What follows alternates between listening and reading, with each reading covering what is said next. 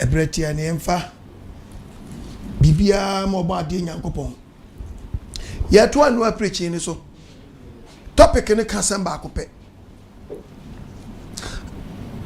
Adom entimi nje onipa nkwa Atemuda. Okay. Adom entimi nje onipa nkwa Atemuda.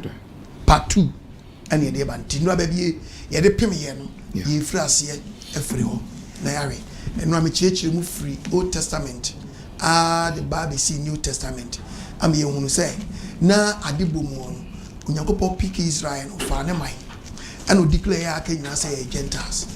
It is ye percent your kunkunu ahwe Adom a na de ne fa na Adom ene Adom ne sana nka ye nka ho na afi de ya bodin afren say ye meka ho bi it Adom bi ni Atemudam ne mu Adom ne say otwedi ampon aye Adom na mamemu ni Ghana ni tisemi OKOH anka mensa memfata ene ya bodini afre me say me yesenkani na Ghana ni de okoka Nyankopon asem say enti mamamufuo aye nka ene obo ade Nyankopon ede na adom abeso ye abedum ye say ne yenso ye meka mo bi amen enti ye besua babu ni bepem pempenso bi me ne baba mechi kakra bi na ma say pia ko say obi wa fe no aye dai wo hwem ye enti ye start here free Matthew.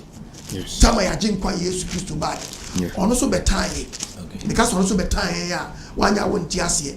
Sanse de na agya na twa to wo no. Sa pepepe no ba no so bedi so. Nti oba no so ba ye no a obefa asuafo dumie no. Ye asma odi she asuafo dumie ni sa. Ye hwe eye Matthew chapter 10 verses number 5. Matthew 10 verse 5. Ose menka say. Asomafo no adwuma. Ose asomafo no adwuma. Dumie no yi.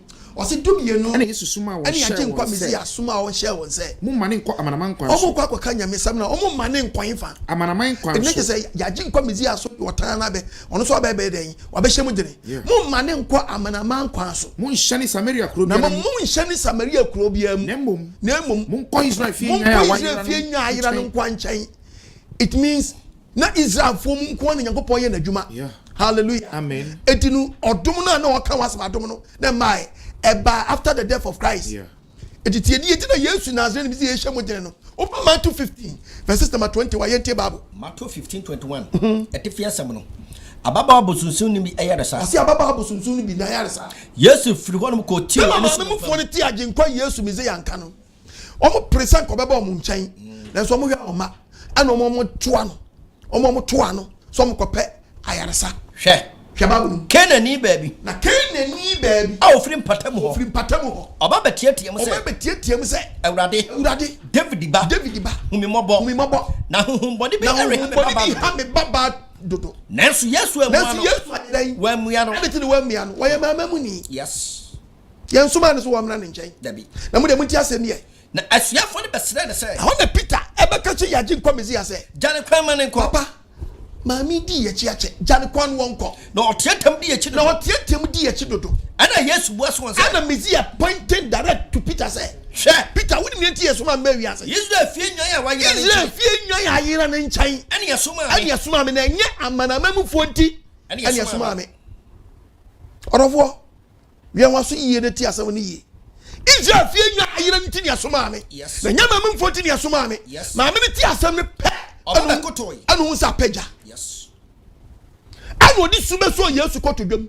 No se Awurade. Anu otiem se Messiah. Mesra boa me. Na Yesu boas ne se. Yesu ono agifo no. Bra dom ne ma yenso no. Ti ase be prefi na no bai. Oba. Woso oba. Enya fe. Esu a wosu no nyame fe. O pese. Kawanu tum. Na pese wo forso me. Na me de me maduane. Na me de me manifo no. What is that for no? O pese me de me maduane. Me ba me maduane. Atuma mo nkraman ma. Me tuma mo nkraman ma. Odofo na dom ne mai. Dabi. Yan Nyankopon ma ho. Yan Nyankopon mai ho. Dabi. Ben fa dom ni agro. Wadum brani. Yes. Osofo bi dad ka chese adom baba Atemuda woboa. Obema ho akɔkyerɛw. As a teacher nya ka chese obenya apo. Awa exams hall. Ukona ma. Ukɔre. Afoni nto adom so na pabra papa bi na dai na bo. Osofo wuti na adom wuti na to nkuto. Ɛna ho ba kyerɛw. Yes. Adom wuti na to nto nyama. and then you go pop the supermarket. And you buy a Tommy or Ampa. Mammy see. Also, Oba, yes, was Mammy so. Yes, Oba. And you fat. Yawu yan fat. Oh, person me made you. One person who should be not just say, what you attract me. Let me move my na me de me mediane atuma just enkraman wo ka no eno me chechire mu say Old Testament Nyankopɔ ka chim so mu nyaboa fu a omfa mo kraman say na ye ya ti Yesu na ba chire mu am ye mu say ka okraman wo Old Testament a odi mama mu ni na ni wadum na no nkwagye da amen efetie babo no ana oba se ne say ana oba no say ba bia duru je so am primity a ade efe be the time wo se ewom awrade ana wo say oh papa me jimi tum nanso enkraman ma no bon maame na gia tum so ye krama yampa wo na wonsu ababuti na wo hu nipa kwa wo ye yes wase egwom krama ma no omudi pro a ya mase be di table na ye wura mote wo didi nu o na mum ye ba se ye be di pro ye be di pro a good table na se ye wura na pro so go fam ne bi why no didi e bi fi table so to fam obi eni ho ti maame ni kasa no age komisi ehuru se kwa bia so bi didi e bi beto fam eno bo se se eno se maame oba ujidi so anyama osa amene mo hora ne baba ne ho ye ne baba no ye ne odofo wutie bi osofo wutie bu ye mama mu ni wo ye kraman yes yeso me ye kraman yes now the thing o kraman person obu nyonko kraman no pon nyonko kraman ni mata age so utua consultation fee 5 million as no akwa hwe nyonko kraman ni asem pa bi ezu nu a kraman ni ye dai e de ma na to de bi na hwe nkrama egu table ase won tra downtown da nkrama nketwa no omu da table ase na panyi ba ko da nchen a na duani fi table so tofama na dompe ba ko tofamu a krama nketwa ne ye na dwo so akwa wi dompe nu a na panyi no ketwa no mu ade na dwo so akwa okwawe ai baso je si but Duma ye do table as no e to ko prayer campa a kamanu gutambu ase ana kama kasia no bulldog no wakika local dogs okay local dogs hallelujah amen wasofo ni bunya me ma yes krema bunyam he me kasem ya trawo wasofo bi kacha se fa ni dini digi nkwa oboa yes why kamai nyame na afra no ye wana afra no so am na me kanasam no fen fidi Nyankopon ma wo ye shepherd wo ye ganhafo ye ntimi fa wudini anyi nkwa wo tie na wo have ni ajew ana obi akobo di age nkwa wo ka babua obi ente quotation wai yanko Acts chapter 4 verse 12 Acts chapter 4 verse 12 was encourage any obiara mu menam so babo no dabi me ye printing press dabi me si me ye printing press dabi bible sin kwaje anyadan any obiara any obi bia ni sofo biara mu na edi fufuro bia ni osase edi fufuro bi ni wosuru we yase aye dia ma ni pasa ye be chi omo ye be ni pankwa wom age Yesu din age nkwa mesi adini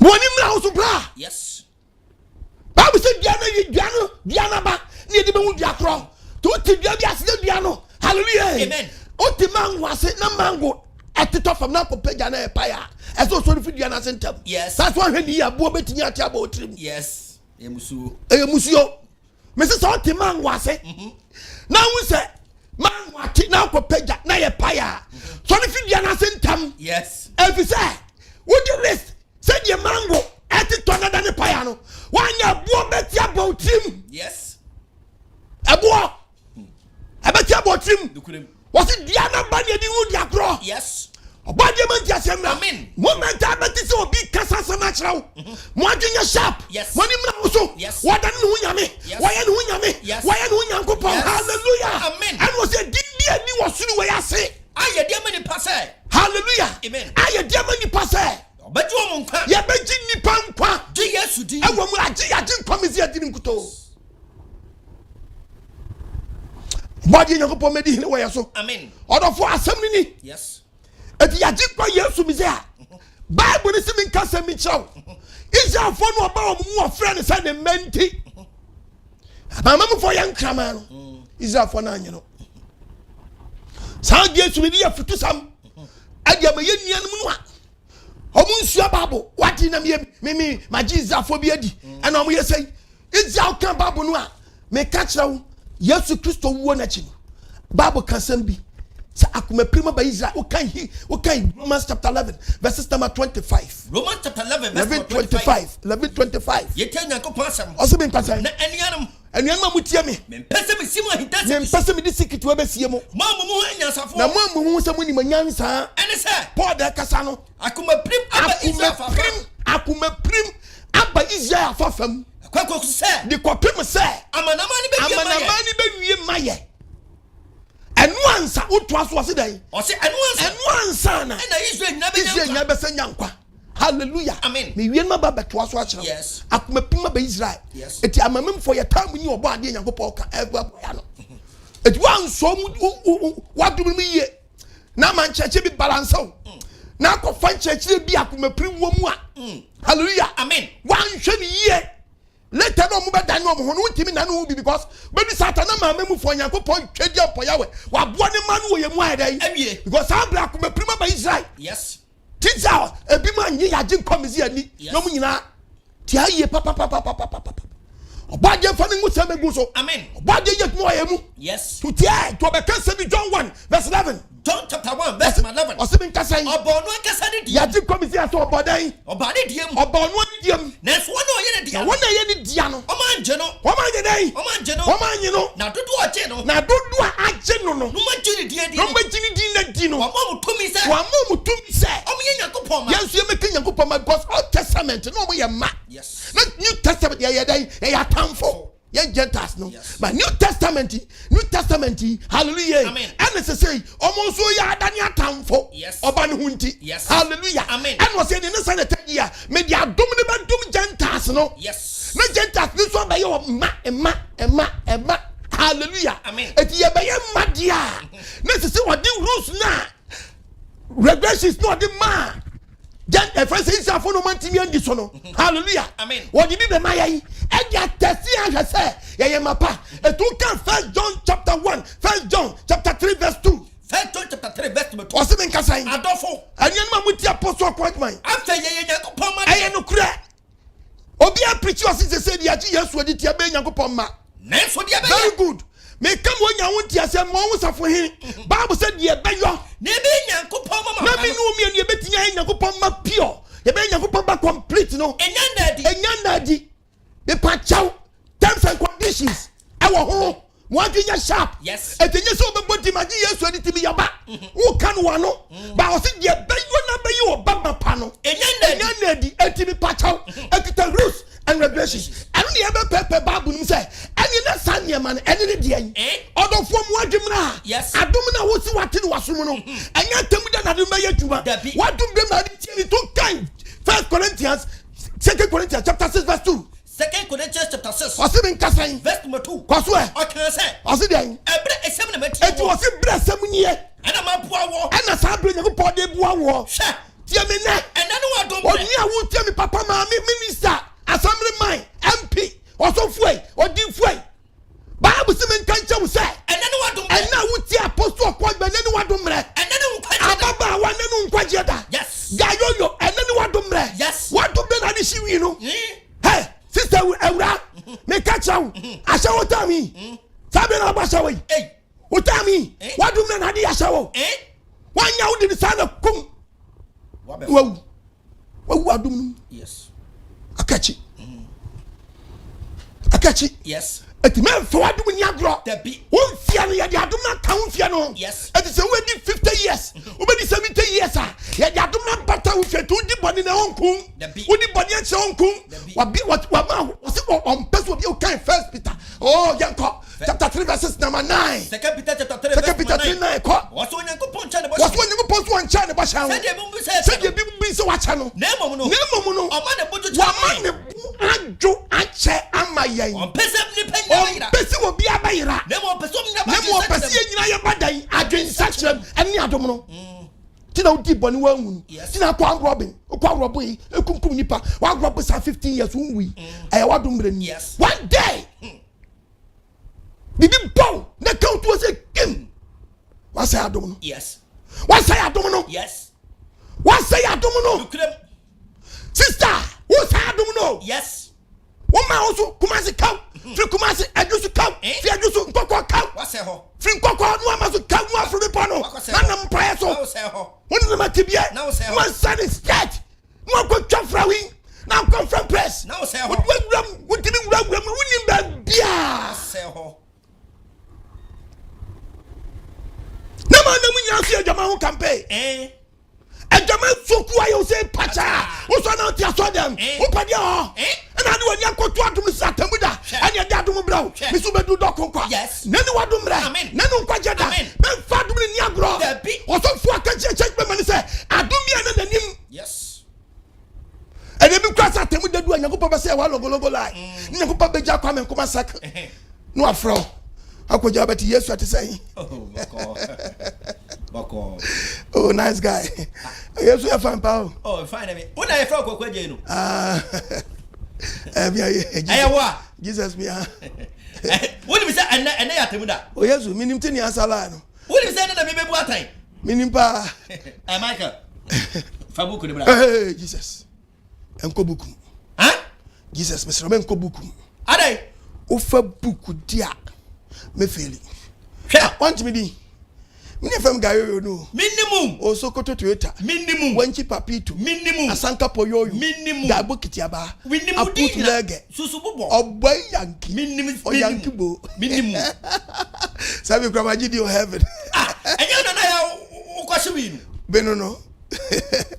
Like Fabuku. Fabuku. Oh, damn, Jesus. Ukobukum dia. Me feel. Are they? Nemudia. Oh yeah. Dia me Ghana dia so phobia preacher. Admalakwa. Son of Catcher. And Jesus what is wrong. Debio. Want to the top war. Debbie. Hey, anyone. Me man Ghana have a beer. Open bisa so koto Toyota mechi. We friends say I put leg. I know which was Adom na me be. Sir, almost Adom na de beji. Nti we dey wa ba. Fa Adom ni adwuma book de o komu pa so be ko book mu dia. Ba ko kra nu abeji no.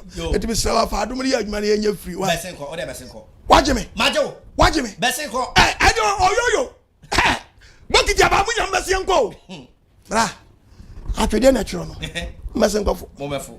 Mo mesen na mo nkofo nko. Ko. Mo mesen na mo nkofo atwede na mo nko. Yes. Bible say abembe bom wantini entu awa eden. Waka. If you don't, I'm telling you today. Abembe bom wantini entu awaka. Me wie me yi ho akira wo. Bible ka sami akira wo. Asem the Bible kan mu do. What in your sharp? Yes. Bible asem no aka no.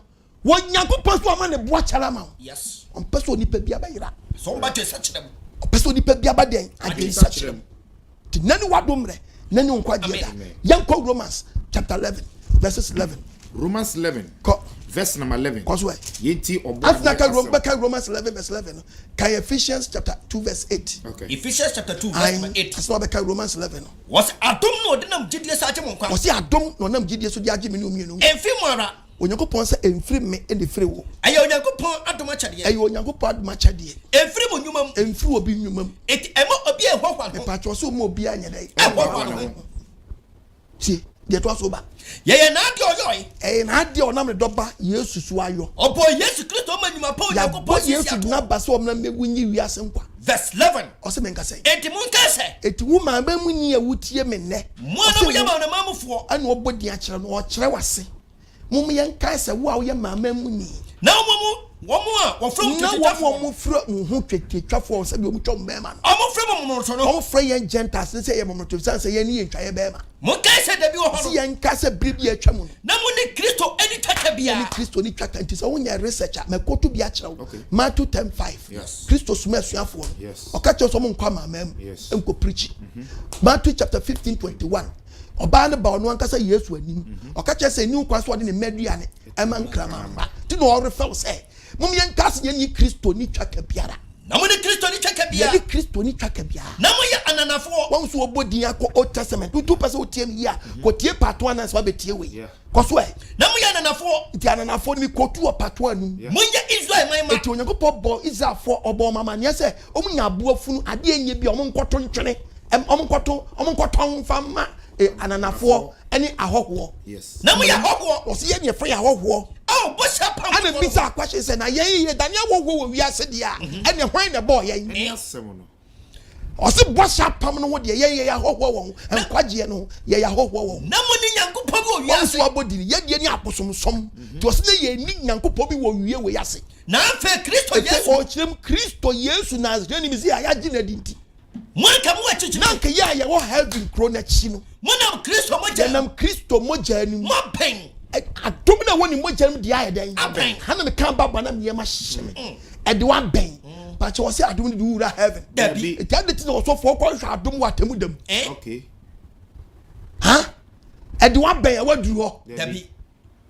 It was a struggle to the narrow Narrow gate. gate. Okay, Luke chapter 13:22. Luke The Bible. 13:22. Kasana menko. Wase mo sha opportunity Was it yen chen den? opportunity Minu mi yen pray yen share den. opportunity Struggle to the narrow gate. onam in Yes, nam nkro ni nkra se church no. bra o church no Ebro o church no. onam so ko Jerusalem Onam so ko Jerusalem. no be say say No obi ba be ka che ne say. Ewrade Ajinkoi. wona o bechi wo no Omo abachi omo no. omo ye kakra bi Omo ye bebri anasa kakra bi. Yesu Kristo ka che Yes, ka che omo say. mon pre in shop Mo opportunity pri na mo show protect nu. na me say Na me se mo say. edi papi Ni papi. o ma hwe so be Ba pri so me hye nkro nu. nes omo tumi Na so mo timi nyadan. enhyem Eti wo mu nipa pre many are called But few- presby won presby many yes ya so be friend living our 7 day ya many Yeah. azie many awoyo many Anglican many presby many Methodist many Pentecost many Musammadist Spiritual Church many Jehovah many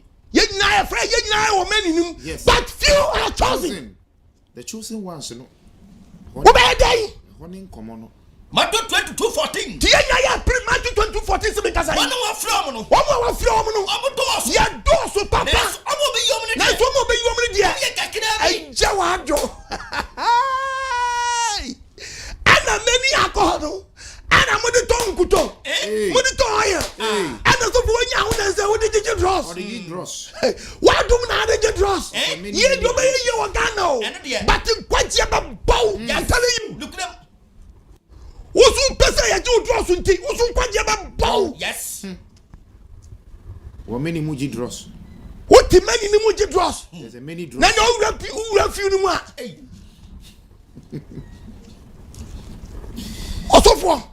Osofo bi oje dross bia no se de yes se nose mask na dey mo fa bi nya dross mo fa dross ni bi na dey se no Yes, I know. ti we man bi dross na dia Now they was mo dia da ni nose mask And one. mo fa bi na ni se ma je ebu mo je dross me se Nyankopon na ya adom na president across down anka we mu nyina so de be ye bi Oh, yeah. I'm telling you Oh, yes, of course. and I'm catching out me say president na amma we close churches see enhia me say kamo be hu asofo be ye we bi aka chese spiritual friends and nose mask and spiritual nose me say come be hu yes na we go be say the tie no bi en ya me dia ka be ku dia ka president hallelujah because I'm not going radio go on do my papa yeah Planning what planning. come on papa Nyamo ona be be hu bia wo se nyago pass no dai ama be come company bia pam bia ma no no dey stick I dai asale nchain to hia no ko tim say asode asimasi member na dai ekoni na so for catch one for bia monwina no one for bia monwina no kolo be chew yes COVID-19 ba chew ma check members obi be to dozen do po bon obeka chew so isu ba ku bia to twene say dey ba dey bia ba dey ube tobi me na catch am me say Ghana de minimum minimum so for Rubber man onye change to the platform onye calendar hallelujah and nose mask abonye Oh, very simple cry. anointing nose mask Oh, any. Corona killer. hona be hu edia wudu ani be guso apatako bo apatako je bobo nose mask apatako je bobo nose mask a spiritual nose mask tutujagu nose mask hallelujah mo what is who manya business anya we so be say oh must this man the grace me and the grace me and the grace me and the Kenyans as much no what for them money na ya te wo awurade mani sanka ofani sanka ofani sanka amuni so ntaw me so bia o tie de mi kan no ti nyame ase na nkoko nim se de mi kan ka besi wo Ghana. Oh yes, of course. Wo de president mi ye wo ja cha na wo twemienu we se bi bon krofo ano so for be de sika bom ene ni sika obo na so for bi kra de ni picture den na de picture ko bonso na we na ultimi for picture mo e bi kwa poso omo ye dada omo twese mbie no mo yusu your inside omo ye dada egu warehouse ya package bibia dada omo package ene egu warehouse shegu warehouse sa warehouse pa me say anka business e be ba no anka nyizo hand sanitizer you be nyan spiritual one yes toiletro and people inside yes spiritual toilet spiritual tissue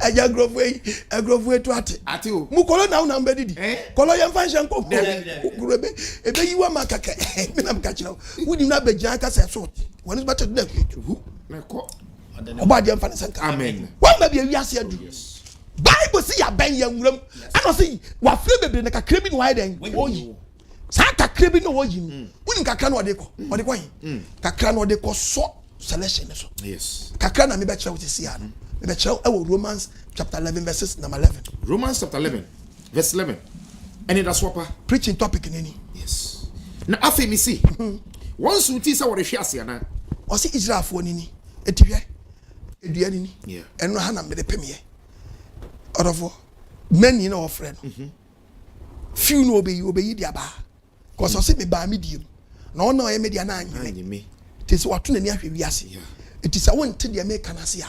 Because there be no money na men no my brother stop there. So see any amen in the enemy go to Bible natural. See any amen in the John chapter 10 verse 16. Yeah. John chapter 10. Yeah, Gentiles was so afraid of door. If you don't, I'm telling you. Now Israel one country people. Oh yes. Uni my one country pe. One country one pick. And one pick countries. Yes. The men in war Gentiles. Yeah. Titi Bible no. Was it me one nyan foforo a? One thing you can see Bible ni. Was it me one nyan foforo a? Omo free eben. Omo free den. Eben. Na hifo na oban ni mu. Hifo na oban ni mu. Israel for. Me one nyan foforo omo free den eben ni mu. Kwa. Was it? Ti ho na Omo de twase. Omo na twase. Me di omo ba. Me kofo mo ba ti many no wo ban na chi. Yes. No be tie me ne. Ezen say we di kan mention say me ba me diem. Na ona ye media na anyame na kese ban ufo no yeah peba bunum wase me wonya foforo na me wonya foforo bia omo free ban omo de omo ni ban nim what's the tase omo ni chachire yes omo ni 10 commandment debi omo ni go pasade debi e to me na say me di 10 commandment asade ni koma wom yes no wo be tie me ne no mo be ti me ne na ayeko ba na me yomo nya be bo e ban nim fo no no mo nya da ni kuo den ana wo so for catch us Israel for church ana so ye Gentiles in church wo how pa obejiwa kokum me na me ka kire obedi ya chen yes obepane ho chen but wo bebre unimu a ne nkwasi akeka no wo de dead wo akoto atwene oh yes se wiase kwa bonu a wadi ye unimu am ka kire yes se wiase bona obediye wo nsam but wo ba kirew usu wiase bebo heaven so abo timoni na no adenya sharp na pastor ya nchachire na ti asore no Kopiji wo kwa so bia de dem catch church members me say o team na fo say mo wa ja na ko pe foforo ye ko pe foforo na ko e say bia waste two time na wo mu a wanya no ato nkwa twene na fo say be bo ade de ma o hyam den na ti ho na nyam nkwa since o waste two time obadi en fani sanka kasana nko as 13 ayi verse 46 as 13:46 Paul ne Barnabas Paul ni nua Barnabas omo de enam kan se ehia si ye Kenya ko pa sam kyerem kan ehia si ye Kenya me sam kyerem kan enam se musum atwene musum cheto di Israel musum asam ne ye dai musum asam no di Israel musum asam ne twene ana mu bu mu ho se musedan ko di Israel no santi ya dan kwa ma no ya dan ya sampa ne free janta Israel no kwa yifa amana Anuni kan Romans ni be kire wade no wasunti sa wore hwiase wasunti afodi bisunti itiani matunu wa hwiase etiani me de ato a ba ku sini matunu yes Oma tete agu fam. Won so nti so wo hwe ase ana. Ti na me nua me no TV ne so. Me say Adom enye Nkwa Atemuda. Yes. Nti won say ya eduane a kiro so ba ko ya dey. Israel. Yeah. Gentiles. There be Israel dey. Israelites. Yeah. Israelites and Gentiles. Gentiles. Tene gu wono. Nti Israelites and Gentiles. Nti Gentiles yeduane wo efa no. Yeah. Na yedua no enkwagye anim. Debi. Akono di mu na tete sa nua no so. Bokuru wane bodwo so no mu gudua no. Ba anom na gudua no so. Yes. Eno Onyankopon so o waye fidua websan say wa shortun krofo bi wa ha. Ti yanko. Pacho betime yidua na mame. Yifri ho. Deni. Wa mu wabu o magufam because o ma anyi Nyankopon ani. Ti ate o ma fidua no agufam.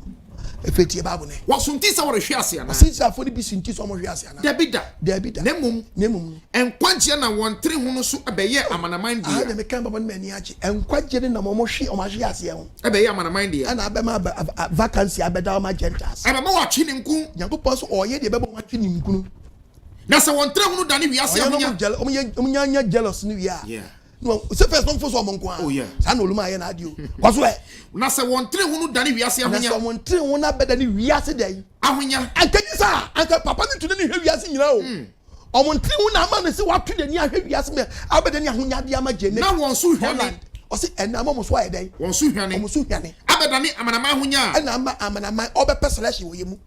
E dia kwhye omanan. Eni na won mayen so. Eni won mayen so. Ebe Chinese. Ebe Chinese aso.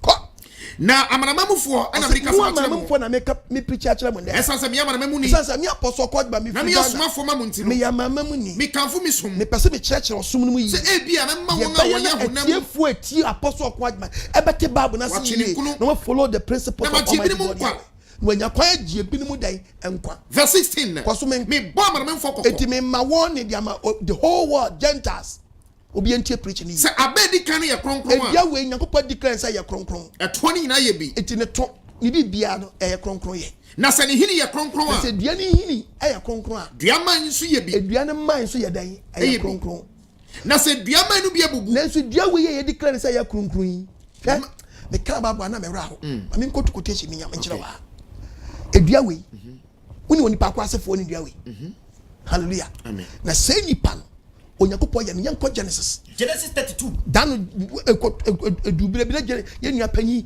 e friend say Jacob da etudua bi ase go verse 24 ose den etifiasam ose den Jacob ni obofo bi kuntokwa aka Jacob nko Jacob akwatwiri dua bi ho obanema bi ni betentam ye otonko da ohunya so bi abba mo nachi kikrik okotu na ni asa o ye bofo ohu se otumi no fe bofo ni Jacob ko blow pa we chele no ko blow osoro de efam de osoro de efam de osoro de efam say because osoro de atiase obofo blow ni awiase asase so blow yes na Jacob ni bofo tenta kikrik Jacob hwedi no asa ko tiata bai na kwa be fa so chenkoko ga chenkoko wiase ana o ka bofo no taba me no bo fe bofo ni wa hangi ana bofo ni ti be hye Jacob ayase o ka na sim tokro ana Jacob de ni sisi na ayase no ka ni ntini mienu no ka ngba ko say tan Jacob yanyanku atwa Jacob dwonko ahwan ana o se ma me nko wona Jacob say bofo no say jami na me nko ma ade a cheme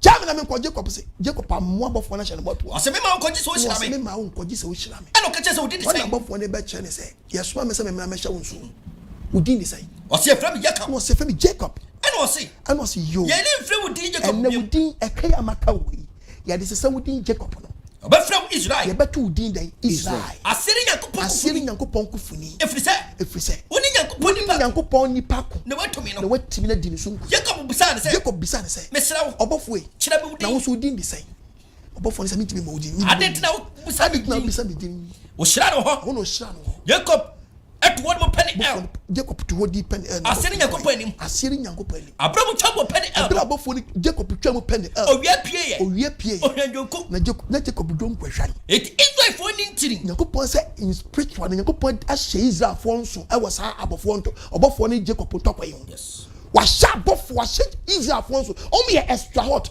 ordinary ono prepare name no anye sanke be from Jacob yes Jacob ma se di ni ebenya o man Israel yes o sintini e wo mai e wo makwam to krom no ba bia e ba wu bia ya wo bi mesina wo do person hu hu se wonye yirenya ukojina dwaya okay heham okay man podom hips ni tu na mama yi di adwendwen ti wona ojina obehu heham kakabo se nti na soro so na dia danse o ya igbeni ba ufriga na ya na dia danse so o ya chini ba ufriga ya na dia danse so o ya akuapim ni ba ufriga ya wo heham ma behu wa ya nti asensa o na be dia danse so o ya mfantini wo ya santini wate mwadwen mra so wadi mra so wonye ko papo ma we na no mpo oyi wa wai wo mu bia den atu agu anu o cho se bia we ya kronkron wase na se abedi kan ye kronkron ya ba Romans ne back Romans 11:16 no so abedi kan ye kronkron a wase abedi kan we ya di clean for ye kronkron a eto nyina ye bi na sifo nyina ye kronkron na se ne hini ye kronkron a ne de diani hini dane kronkron dia dia ma no so ye kronkron ene se woti asese de ma ye nyina so ye den na ye hallelujah diani ma nyina ye kronkron yes first time nkwa na se dia ma no bia bubu ene wase dia we mpo ye kronkron we mpo Nyankopɔn spared na man no amwatimi awai baako wawa mienu wawa miensa wa haya duo wa haya kapem wawa omunya gufam awo gi omantinya nani na samso na wa wo ye wure mu ngudua uni mama mu ni uni ano so nsu ye dua foforo bi ho wa wo ye wure mu ngudua no wo ye dua bi foforo bi ho aban wo de wa ba fra ahyem ano se we no wai ni to fam no wo de watena to fam ano de wo tie preach na mi preach ni ye ano de wo afra abeshem hana mpesa we yasofo amwadwe mra wo church members no wodi omo kodua ba ho wo so ato omo aguo wo so di church members na kofa banchi dia ho wo so di church members na kofa banchi dia ho omo wi e be si omo say ni omo wi e be ko say ni sister wo so tie mi ba bi edu akofa mi e ba boa wo etihwe odofo me pese be catch us say one way to heaven yes one faith. Yes. One faith. One faith. One faith. One faith too. One God. Yes. One Savior. And one Savior. Yes. And the people who done yes who want to say ye Gentiles no. Wa pay kwa fu frobia ma yesi ye mfaso. As wa me room fu frobi. Eye yisa fo na selection no. Wa hwere no. And obebon wo Gentiles nim. Abehye yisa fo na nan.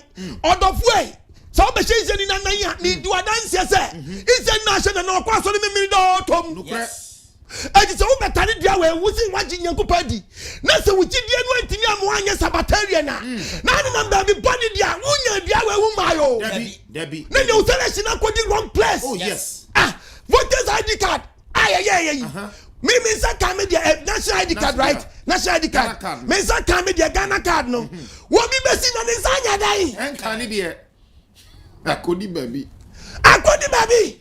atu wujide no anya hantale dia me nimba bia wo so fuo na wudi na chi no ode wo ko fam yo ode wujide nya so ni ko si yo aye fat pimo yes aye fat pimo and then wadum no amen me sim pompa ye yes na da okure me na da ya se wusi akekere me wujide nya so ni tira so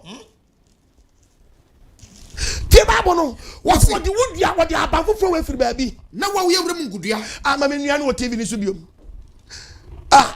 mama nua no TV ni so biom hwe dia na si wori nya pe odofo baby edua na edua wodo mi na so dua wa na so dua wa yes e no si dua we mu no boss selection akọ yes etu o wa ru fi dua we mu no do betale dua we mu na wanya dua no mu nsuo ni e no si ubenya dua no mu dan emu nsuo ubenya mu nsuo dua ubenya mu nsuo benyamu nsuo no ti ase doctrine odi ma we mu no the same nsuo no bi na because wo be shedua we so a ensuo foforo be na abenom the afidi we mu na so be fidi wo nyina wo kala na so no keke wo ma mu ni na wo ye na so no but we ba ko na fidi yen one bible we na fidi yen one commandment na dey fidi yen adet na be ka chem say wagye di na wo ni 10 commandment bia so eni dua be na atale ho dua be na atale ho nyamesum nyina so ne ha yes so for this one yenche di no be dane na o dane tiawo oh yes so so beto collection man no kre beto tata man no kre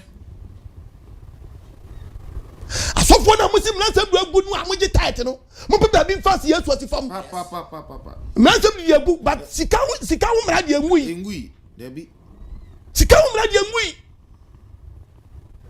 and so for me to be preach se mra se buagu okodem wie saji photo fi okoya kwanchra dia no akọ piti quotation bi and na ye ni Elijah okotwa dua bi na okotwa dua no se kan ye dai ekoto nsuo no wape ekotwa dua no de tum dua no se kan ba ye dai akwankyere no no akofa quotation no no odi ba be preach ya be pesika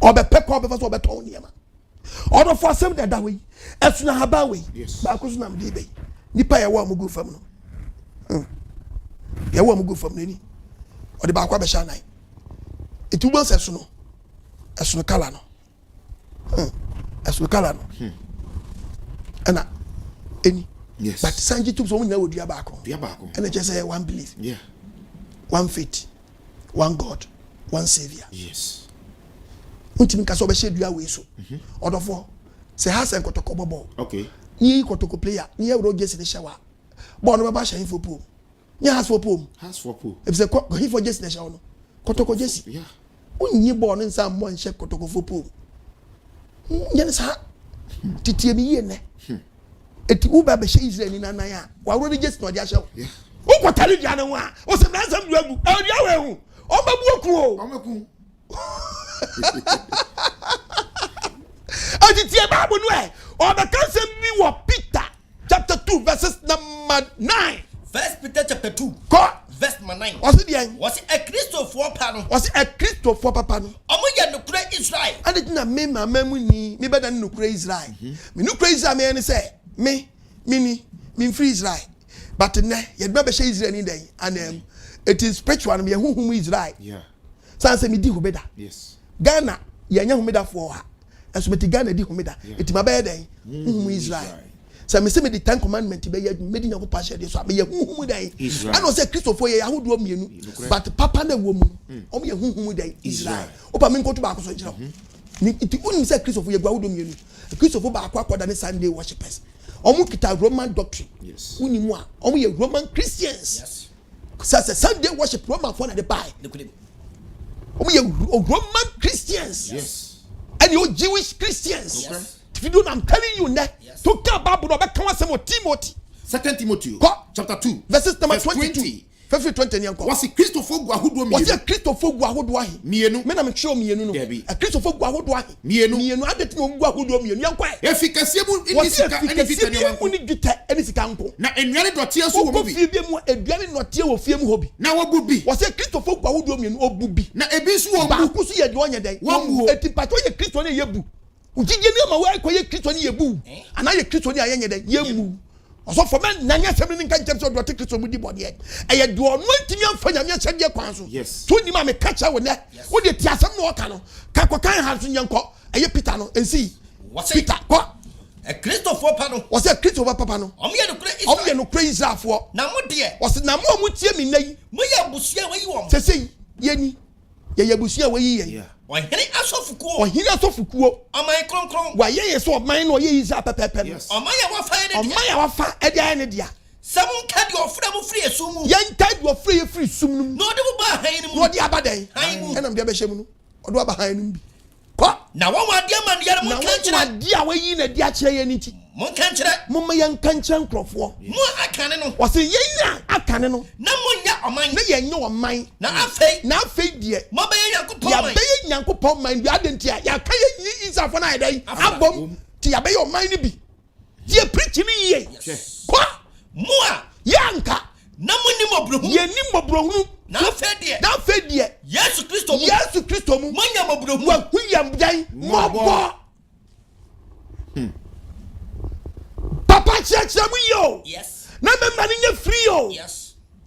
Me ka se jawa so na bra ma so de yo. Dabi. Babu na pense. Oh, yes. No kra nature kronkron. Na ni wadom na no nkwaje da. Amen. Hwe babu ni mu e. Ezi. Titua bi ho. Okay. Na fe ha de bo ayen kan. Fe toa kori. Romans na so. 11. Verse number 17. Koso. What's it? Now, wo a wo yewre mu ngudua. Ose wo a wo yewre mu ngudua. Wo de wa fra hyem. Na wo de wa be fra. Na wonya ngudua no huni no emu nsuo ni bi. Ah, de kam. Ose ewe mu nsuo ni bi na wo so be den. Wo be no. Otwu tai. E bi bia. We na be fidie. Eno a. We na be fidie. Editwe na wan wa ho. Ose wo ye tu, wo nyim na be ye tu no odua we ho a.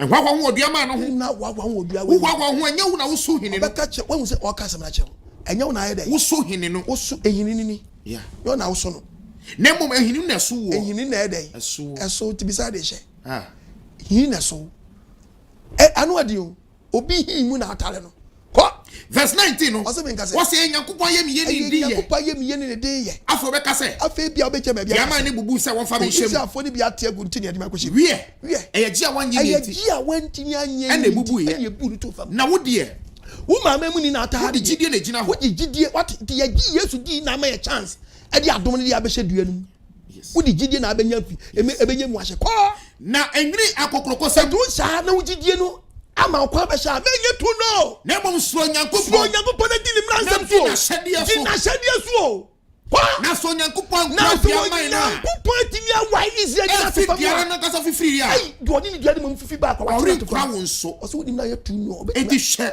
Nyankopon ye miye no bitima wa ya to fam na wona wa hye ase no ho de na omo ma hye ase Israel fo no de omo ode ara still omo da so da fam so omo eden na wo so de na wo mama mu ni e Nyankopon ye miye Nyankopon ye miye na so dis out na sa ye miye no mara na so de we ntimi ndi so ya dai wo de so anya sa wo be twa wo so bi mama nwan ne prekono ho se yetimi tu no yes yetu mama mu ni so atofam mama mu ni so atofam yes preach me yo Yes. Ojije ni jina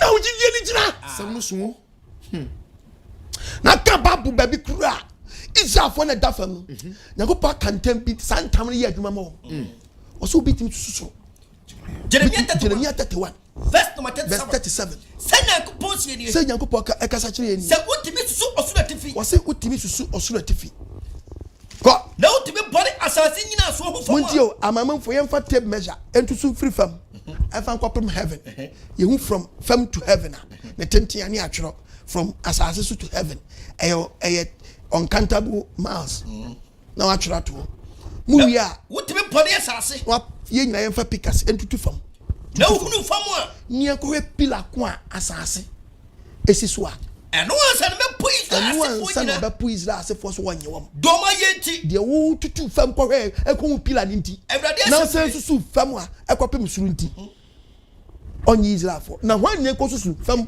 to heaven na me pacho te measure ni pa de besusu no wie obobo agudan be eti hwan ne ko di said mawe eti wanya ka so baji wom no jia no baji wom eti onia wa mo ani anya dia wa kantam ni ato wo se answer obepu Israel ni no agisa wo answer of Israel bet ma fa na shemu no kan 23 ni area de bo verse 22 no quotation na yes verse 22 o se dey verse 23 no o se won mo nso o se na won so se won nso antena wo gia wanye ni no mo mama mi ni wo so antini antena wo gia wanye ni mu a wo de won be hyem what o so de o me dey e be hyem nti obeyi wo mama mi na to fam ti bo se unim de unti ase a obe wa yi wo so afiri wo o de mama mi na be dey ambition how do you say selection ope Gentiles saninsa nka obepsa pack Israel for the back wow saninsa nka cruise no osabe do me show back efiso Nyankopon betimi di o ma shem biom yes kana me yama shemi de ready asofo ye na minim se kanyam sam koso minim se ge kanyam sam pao se ma metra radio so man tra TV so a kamini sa sam nam ko kwa baby o and why your bible okay why your bible anka we say very simple oh ye me kai oh me so for akapai me so for akapai Nkwa na ye diko where's my bible me take that and we say hey awrade you are hu ye mobo amen na mami aboafo amen they to spread the word you to spread the word of God was am no nipa yira wo where am church will be hwe me di what just when you by 10 years 50 years 20 years 30 years hey we tell you and then what domre on ka quotation in Chania Isaiah what did that down kwa sorry aye wo kwa tira mu kwa pepe why a kwa master bakokra unti preach we da what to singing by num sa bepem ne yanko Isaiah 48 verse number 6 1 What you enemy now? Who pass on to preach and preach what did that? Yan can't chill. What transfer them got your PP where you intimate can't chill? Memo what is some I remember what is some free night. I didn't yet know. Yeah, was so for you see what wound here. I feel no about. I felt you in your bass and can't chill. You fit to take free to take what transfer in one day that I wanted that. I didn't. What does she will cross across ahead? When you Cassava, I am a Bible. Quotation cross one take that. Hallelujah. Amen. Yeah. But you may know. Metu. Metu, we are not. Mena metibabu metimias ma da na me da babu no so. Me tu se tebe ma sa batra no bia. Me yana na wia me na me ade ahya wo. Na wo didi agu afuru so pese osua ne neya. O sesen. Enyi sa. So masina aseme so basene. Who yes as ka chesa de na quotation me nchocho mu so. Quotation gum trim. Me di bagu so anyeye. Me preaching nyina no. Eba Holy Spirit come and me yaba. Eba me yaba. It is me po wi ansa na watimi aboa no. Nye de wa hihye ne dem. Me nye de ma hihye dem. Me po awie ansa na watimi aboa no. Because me boa time kra no a me baby baba be kan. And so ma. That is it. Nti Jesus me give more time. Ti am preaching no. Na ebre no wo mu aminim seka me kono mo so church. Nti e be ka be last two na on de agusu ama. So man say aseme so asene. Nansem fu na budi skaya. Oh. Do be ya be nya katiapa no moa. Twedi ampoye wa nhyia matiefo. Amen. On hyia maboafo. Amen. Enu asafo no mpanyimfo e gira asafo nanam. Yes. E bompa ya ma wona. E so masene. Papa. Ai ni say Saturday bi atwapo bia. E be yo dima. E dia matiefo. Yes. Ni maboafo. Great. Sasa nyomo anka me so mentia. Kebia kemeba once a week. Oh yes. To waka wakuma no. Peja hona sho ho ani munya wate. Na be kasa ma odabi. Okure. E be dia dansa ma odabi. Oh yes. E be bie pro bia ma odabi. Emfa nkame. Na da be cancer gubu no. Obi na be fa. Akwan di ope. Hwe Bible no e. Isafoni. Yes. Verse 24. Verse 24. Na se wo a wetwa wafri dua ne tibia ewo wuremu. Ye asem wo kedie. Asatem didie bi sa no o. O se wo a ya dan. Wetwa wafri dua ne tibia. Give for mama dua ne biom, mama dua ne biom. Very good. Ye dua na ya cho so Gentiles no. Yes, ehunu etutu no. Ye dua na da wo no. It was say wo a ya dan. Wetwa wafri dua ne tibia ye wuremu ngudu. Also for hanam pesa me twa adwi si say. Nyankopɔ ma yakwanse ye ntra dua dada no ho en no mfa nye nkwa ho. Oyi ye fra mama nimu. Adi abehye Israelfo ne dan anam. Na wakwati bobia. En wakwati bobia. Edi wabehye. Yey. Yaka bobia no wakwati bobia. Bobia ne say die owen ba ko npo wen. Ye mami ko to na mi. Every father me. Eni. Awon wasam eni o. Eni. Wakwati bobia we eni die ye born free dua no. Papa na ya do. Wakwati we oni ni nya ne fifi bom. Yes. Ya na wusuom ya woni firimu ano de ni. Ene wakwati bobia no. Edi wabehye. Ene ato atwene. Empra hiara. Ene odi wabehye. Papa na ya do. Oko achim kede line na. Yeah. Kusi. Yeah. Kede. Yes. Kwai no. Omo bibi e friend Biden. Yeah. Omo twa kutu kankan no a. Na wa ho sei. Na wo de wagia kutu nani. Nini. Sana Greek for natural mo. Yeah. Na de ahye na de rubber. Achichere. Acha 1 week ube sana no. Nani na pie. Na just fifi. Wakwati bobia no. No de wo. Abesha nai. Wan kese anka no kra wakwati. Empra hiara. No se empra hiara. Ena worry to me fa ye no mu eye won wankasa bobiem. What?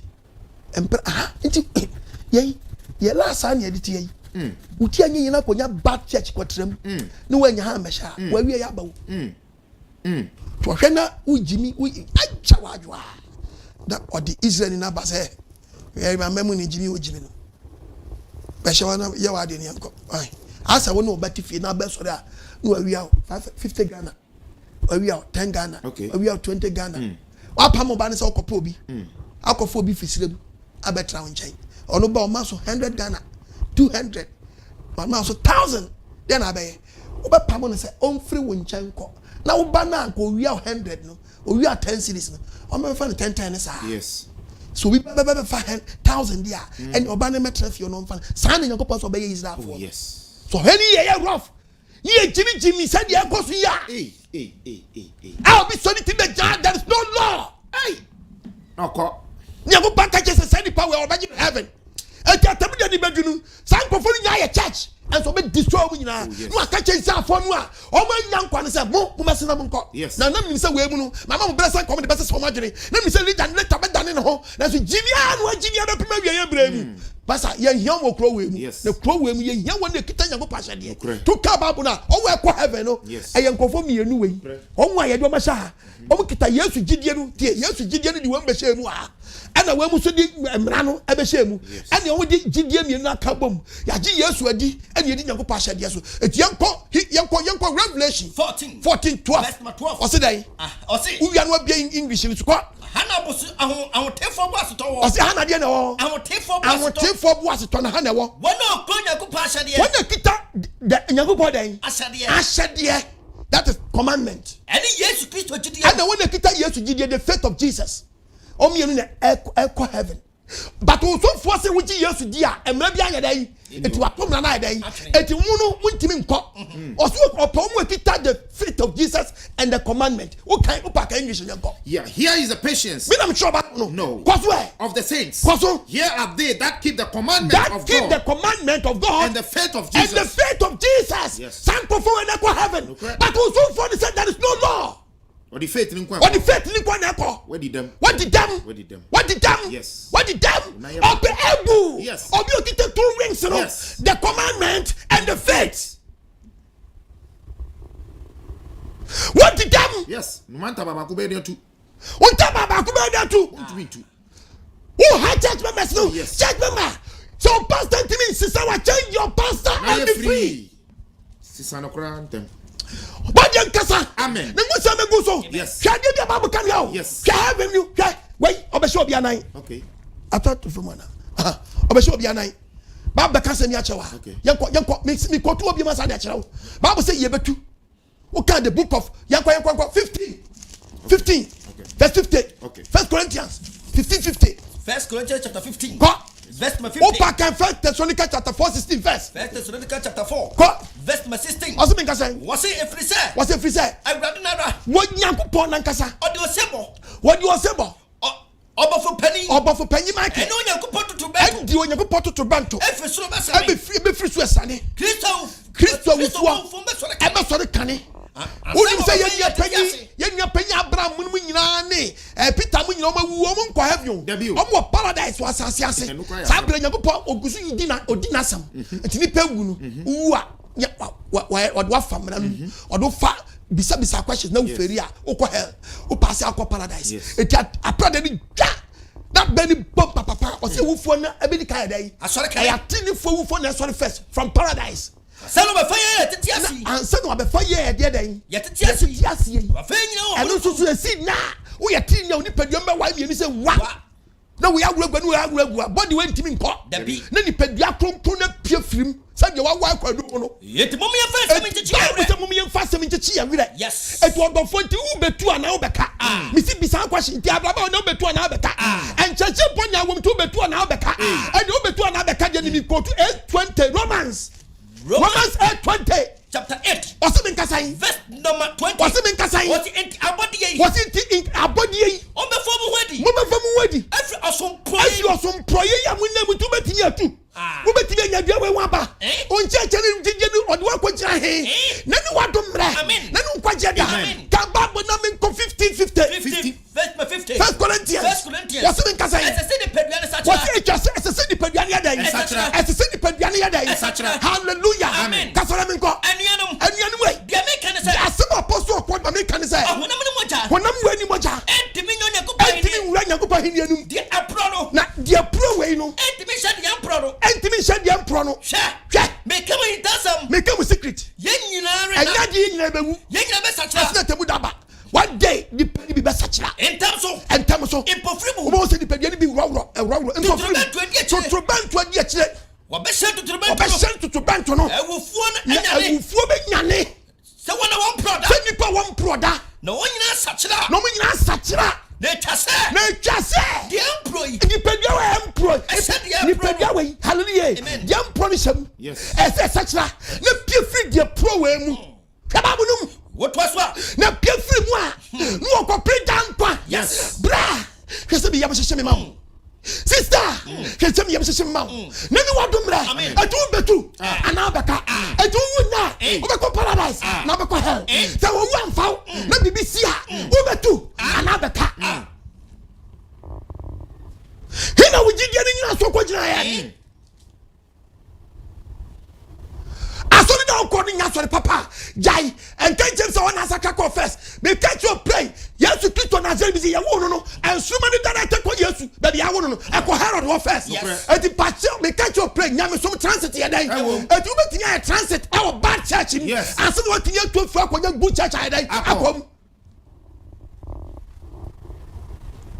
hallelujah amen me so betinya transit to a bad church oh yes of aso wo tinya tu wa free prayer to akwa abroche pen no we are transitor our country be so but enyo na pɛ debi enso tumuta ho na akosi yes asin watini atu akwa country apeso obadi am fane sanka ho sane nyame so control it here to us yen so ho me hwɛ me yanyini na nya de papa so adai what obadi am fane sanka ho omo ni so ntew hi na wasum nyame aduro yi eti bible say yetu ye kofa he eti ha na be hu we so mfaso eti ha na be call the book of Revelation 21 verse 9 yetu obadi yakobasa osuri Jerusalem ani ayefro na abofo baaso a o se abofo baaso a okukita kuru anso how muso edi achahye bu mama obako ba John nkyɛn ɛno ka kyerɛ ne sɛ bra me nkyerɛ ayefro no odwama ne yere no odebinam huhum John sɛ wurade pagya no kɔ huhum ɛkɔ bi potenti kɛse bi so ɛno ɔkyɛ no kuro Jerusalem sɛ fro Nyankopɔn kyɛ sane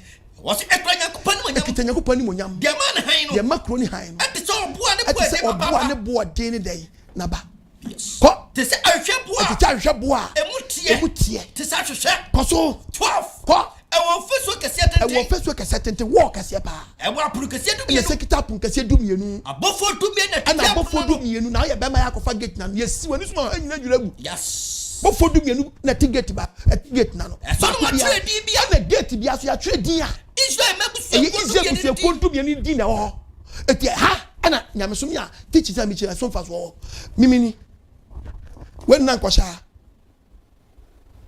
ɔno ɔyɛ Benjamin ni yɛyi ni firi hɔ no yɛde me abɛhyɛ nan to ɔsi ne kura kristo ni bi ɛhuhum dan Israel eti mi ma bɛyɛ huhum dan Israel eti huhum ma bɛyɛ dan Israel mi abɛyɛ Israel ni eti ma bɛyɛ huhum Benjamin ni eti abɛni bam ni etu akwa hallelujah amen Bible say me kɔfa Benjamin for gate no because akwa na me kɔhyɛ ne Jesse no ɔyɛ Benjamin ni into automatic and spiritual no mesoma yɛ Benjamin ni bisa akwashi gate ben na akɔfam fatu screens no mo hwɛ eti na dawo no gate bia omudi ne gugu ana no gate bia omudi ne gugu ana yankɔ apromiensa awapue apromiensa wapue apromiensa watifi apromiensa wa anafo na apromiensa wa anafo apromiensa awatoye ɛna dawo no busuakuo du mienu ntu kan baabo no a wakyerɛ busuakuo no nyinaa omudi ne gugu ana mpacho if na igbefo gate da asuma fo gate wa I go for gate wa odofo me pacho mo adwenya sharp yes e dam so nya 20 wai etina se o ma Israel ni nu ukɔhye Israel ni nan a wo so nya sa ankama me atare dua dada na ho ba me atare dua dada na ho sa dan so Nyankopɔn se no kɔhye obi anan ene wa dombre na no nkwaje da me tufuo me tu shebre ti kan quotation ma me kan quotation ma me hwade bi kan quotation ma me hwade wa Ka Hebrews opa kai Matthew chapter 40 1 to 24 31 Hebrews chapter 11:30 Hebrews 11:10 to 15 Matthew 24 verse 31 tie Bible no yenti awurade asem ose men kasai wosena obesuma na bɔfoɔ ose Onyankopɔn so obesuma na bɔfoɔ ama wɔde tutubentu ɔmo de tutubentu ɛni so aba ɛni so bebe na wabɛboaboa wɔn a wɔyi wɔn na wɔyɛ dɛ wɔyi wɔn efiri wiase mframa nanim akɔ ɛdi wɔn akɔ ɛna mbisa so obetu ana abeka na no kofa gate ba no gate ba na kofa no that's why you are shawo dia. Who problem? If a can go Hebrews chapter 11 verses number 10. verse number 10. What's the saying? What's no more time krobia? What's in na yen na no what's a man we are telling for the 10 krobia. I want fapim. And a teacher for. And then your four. I know Nyanko jump on Yahweh. Yes, 13. What's the GDSO? I know you won't. Next almost come on Santa Chronomo Paradise. Never dear one say. Who could watch it? I dare Jenny say. Ayana two to a cassette. Yeah, ho, and never from for. I was a see so. Verse 15. And when you don't free heaven by you are that year. So go back to your hometown. Yes. Kobe Mansu. Odofo. Encheche ni. Samunoso. Ujidi eni jinaye. Efeti asemi na go poka. Asemi na go poka no. Obi si ye jidi eni chase ye betimi akondem law. The kind 3 verse 9 329. Romans chapter 3. Verse 29. Verse number 29. We are Romans chapter 9:25. Okay. What's it? Onyanko poye yuda fonko. Onyanko poye Israel fonko adia na. She. Onyama na mamu fonko adia. Enya Israel fonko adia. Oyama mamu fonso ye nyanko pombi. Ampa oyama na mamu fonso die bi. Oye enso ye nyanko pombi. Seti sadia. Se nyanko poye Israel fo, oye Israel fo ni amamam fo nyanko pon dia. Na onyanko pon kro a. Ade onyanko pon ba ko no a. Ofri gidiem. Ebu twetwetafo bi. Ebu twetwetafo bi no. Onam gidie so. Ebu momotrofo. Ebu yenso momotrofo ye Gentiles ne bem. Ene nam gidie so. Ti ayo ye nam gia ya gi Yesu adi ni so. Atue mra na. Ye betimi di atue emra na condemn na na. Dabida. O se dabi ontimi fa gidie wa gi Yesu adi ni me condemn law no. Na emom no. Ya ma emra na se atim. Wodi gidie be ma 10 commandment na se ayede. Me patcho mra na oba mu do so. Eti mra Yesu abewu ayi efiri ye mu amoja. Yes. Efiri ni nyina se de emra. To ansua ba bu yi oba ha church members. Papa. To so di ujidie ni be mamra na se atim. Yes. Eti do aka ye mienu abomu no. Nya sa na ka suru ye gidie na so mjidie ankon ka ye mom. O se ye yesu ye gidie ni be mamra na se atim. Yes. But na wo so for teachings just say ujidie ni chese mra na ye tue wunti ye mpa bi mfa. Yes, I tia. Can Hebrews na can Romans 9 verse 25. Was it Apamda dan commission. Was it Apamda dan no day? And commission. Home commission. Said your can Hosea who say. Hosea who say. Efra wona wonya me ma. Oba fro mo munya ne ma. And say me ma. Say ne ma. Any dia me no no so. Any dia won no so odofo. Na beba say. Fa kwa wasi won say. Fa kwa Israel for body can say. Wo wonya me man no. Na ka Israel for ne man mamem for man ne man no. E wara na we friend say. E wara no odi o kwa hye no odi o. Yankopɔ tiase na. Wa ko mienu nya bom no aka from nya se Yankopɔ tiase ne ma. Wa ka mienu abom. Tubo say esono abaro. Na ni wadum no. Amen. Ati se wuntie bi ya.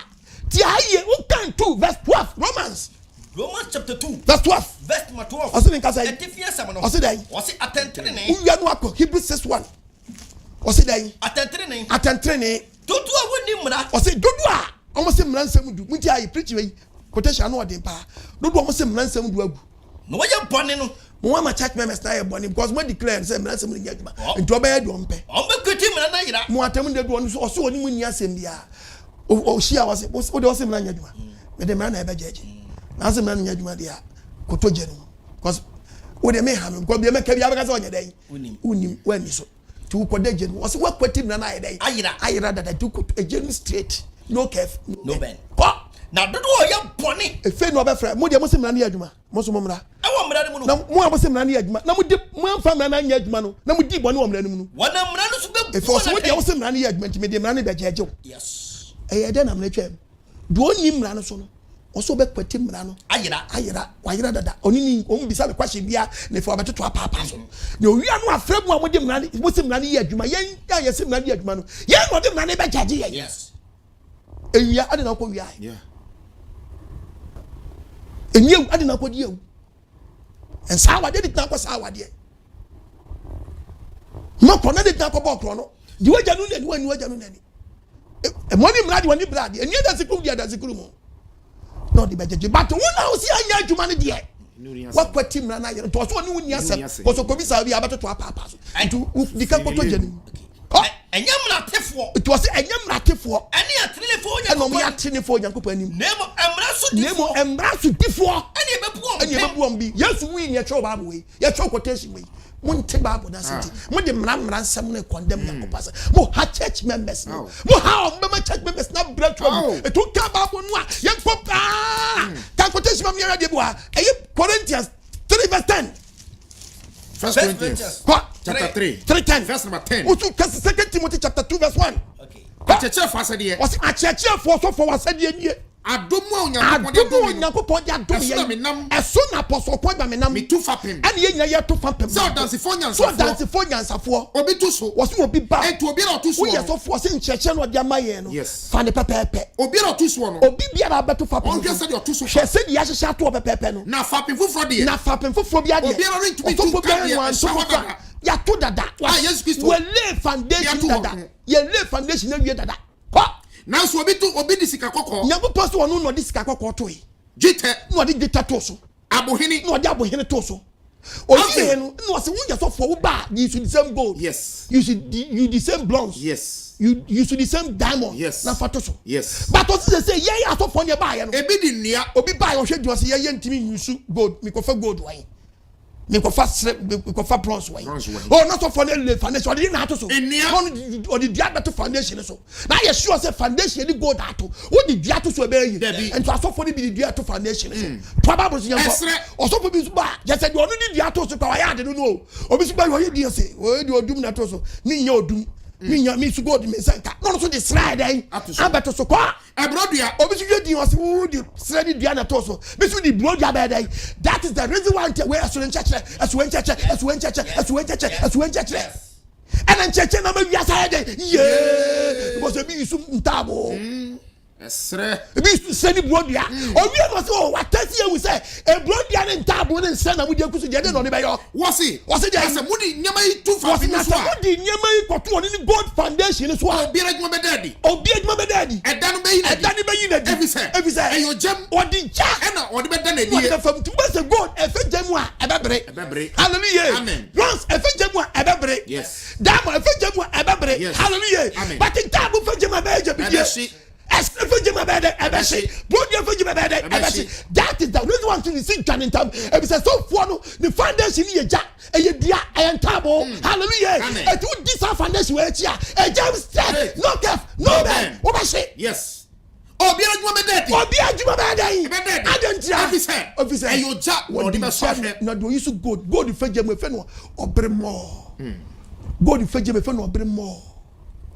Gold fe jam fe no obre more. Oba de mfane senkan omie wadwunum omoni so nti yanko Timothy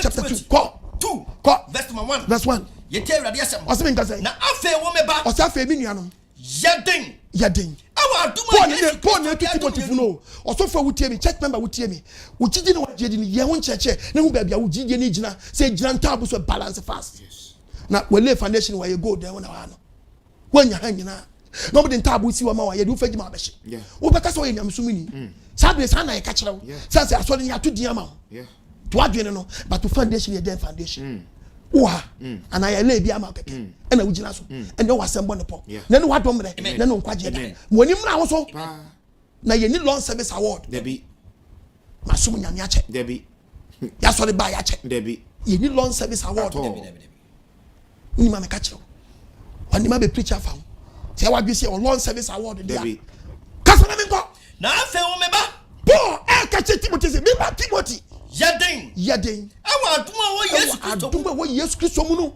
dia wo te free ba mu no dia wo te free or no Paul enum no ene adansefo bebre ya twa to dada no fashion nipa na fashion nipa no kwafo o betimi a chire ebi no nsa chire ebi no matime hunu ba bi o mu gina na wa hye mu dene fashion mo nsa ye fa hye mo nsa me dia asam na ma wa wie asam na nka ho ehwa wo so amen enhyira wo amen em wadwe mu nte amen enka ho amen me pacho me ko commercial break aba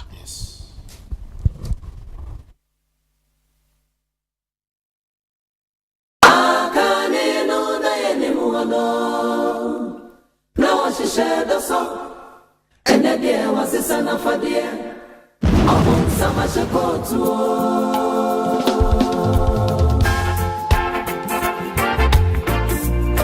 ayewo the kingdom of God is at hand beware of spiritual 419 abon sama shekot and I know nine.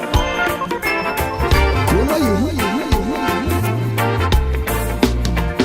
I give you for now. Oh no, when we were Yamia Quenwa.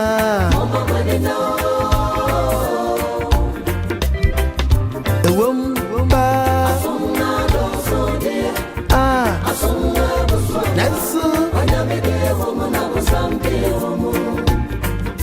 AGYEMANG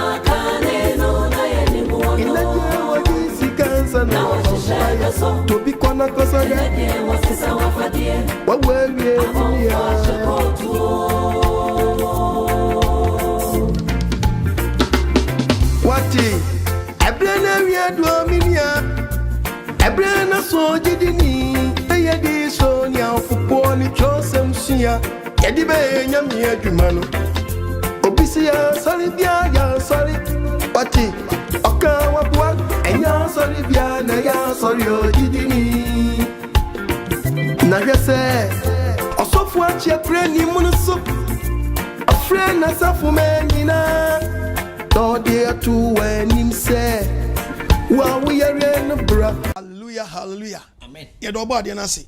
Yento aso. Kan Hebrews. Ne fe bi na bi ntwa so. Okay. Hebrews chapter 6. Verse number 4. Verse 51 yanko. Me 51 no. Ai. Eti verse no. O se me nka sen. O se enkoso wa de sere. O se enkoso wa de sere. Enti. Moma yenya Kristo hu mfitiase de no. Na yempre enkode ye penum. Ni yempre si ye be kode ugidie ne pre kode ye penum. Ni amfa nwuma furum adwensa kira. Wa amfa nwuma furum adwensa kira o. Ene onyankopon ugidie. Na gidie bia amfa ye nyankopon gidie ni nyina so no nye. Ene ni nya adwuma no. Ene kyerɛkyerɛ ni nsagusu. Na enkofa nkyerɛkyerɛ bi ni nsagusu ye ni nsagusu bi. Amfa meto fapem se eno ni fapem ni kyase wagye adi. Ye na nyankopon mankwa ye be yo. Wose we ni asem we nyankopon so makwa be yo. Tie Bible. Verse 4. Tie Bible na. Wose me nka say. Kokobo warning to the whole world. To me massa. Was to me massa. Wanya high pain. What can osura achadi Wanya konkwa won de ni bi. Ya Kenya kopa sama. Ya Kenya sama kyerɛw. Eye wiase be ba no ho. Na nya kopa wiase be ba no e wa sama kyerɛw. Na mo fras, mo fre ho ahwease. Kura no ahwe fam a. Ko ye beda no akwadwe sa kyerɛw. Se ebeya dimpa se ebeda no akwadwe sa kyerɛw. Ebeya dimpa papa. Me dia meti ase se wunya me page na dia ye mfiri asase wesu. The Bible can say more 2 Corinthians. Yes. Chapter 5 verse 1. 2 Corinthians chapter 5 verse number 1. Yenti obo ade asem. Wasi hunhun fam ni pedua. Wasi hunhun fam dai. Ni pedua. Na enim say me okon agba me nim say. So onye dwiri asase so ntomadan ya. Eda obeka won say gubo me so meka me say gubo ya dwiri won ntomadan no. E say wudu ho no mo a ye sie nipa no a. Ye menye fie a. Ye koja wa amnanu a. Yeah. So ni be free body no. Nokre. Na ka body no amnanu. Yes. Acha 1 month, 3 months, 5 months, 6 months. No start up no apa say 2. To be calling ni pan diagram lego up. The circumference. But when circumference in the diagram. Anatomy ni na. Nyina gugo. nipadua no ne agya to ano wɔse ne enye gyire wo nipadua yi mu ntomadan no a ye benya efie afiri nyankopon efe na wo be free nipadua makonye efie a efiri onyankopon ɛden wɔmfa ensa ɛden yɛmfa ensansi ɛwɔ hoda osoro wankase ha yɛba be teaching sakyerɛ hallelujah amen. First Peter you can First Peter 2 verse 11 mini anma do mu ti apostle OKOH ene ni tumu fusa hoho ene manfrafo se bonyi mu hu free yenyi ye hu free ohunam akono ene okra ni die sie na mo brapa awa manaman mu yati na obia odi mu hu sekro no obia odi ye hu sekro no ya boniafo ye friend of bonefo no o hwemo ne ye pa na hwe ne ye pa no a wa so nyankopani mu nyam no no so abagie adi ye gidie nyina so oni eti Paul ka kire kolon o ka kire Romanfo o ka kire Gentiles ewo 11:25 11 verse 25 and what the reason tie ye why wo free dua no egu fam wase onyankopon hu nipa nyina mabo me nuanom muti me pesa me di ahinta se besie mu secret no me di besie mu na mo hu sam ye nyansafo ne ye bua hu sie ye nyansafo eni se asem ni e yakoma prim e de ntia ye Gentiles ye nya chance be hye mu ni se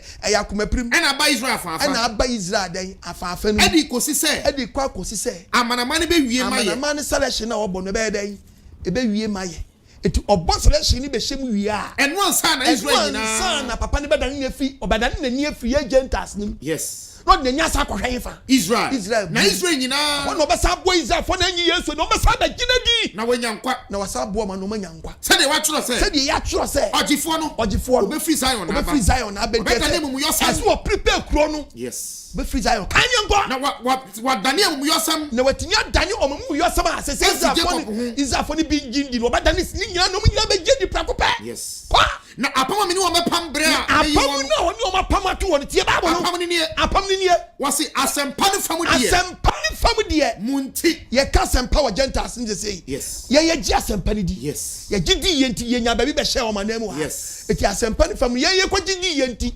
munti ye nti wo madane atam fo man gi Yesu eni kwa na eyie no famu die eyie no Onyankopɔ yi wo mu de onyakyade ma wo mu famu die eja no munti wo mu yadofo every say yen ehunu ni Nyankopɔn no mo kyade ye Nyankopɔn fam ani ni frem na samu efisa mu nso ebisa o kyeye se yensu Gentiles no ju Nyankopɔn di pen Old Testament na ka o man agi Nyankopɔn di a hwan Israel na agi Nyankopɔn di Satan ni Gentiles ye good bi ye mani abosom so man kwa to refer yen say mu nso mo ju Nyankopɔn ni wo biri bi atwam na afei wafa one G ndi no so yensu afaji o man ye ni so abehu mo mobo na yesu ni obdi behu ye dan obdi behu ye mobo sara nso ana afei yenu benna mobo a wahu mu no so mobo no hu ye bi nu adom na ba ye mu na wo sa na wa hu ba ye ndi no so no wo mu ya hu so man ye ni so behu mobo bi ye di behu o mo so mobo back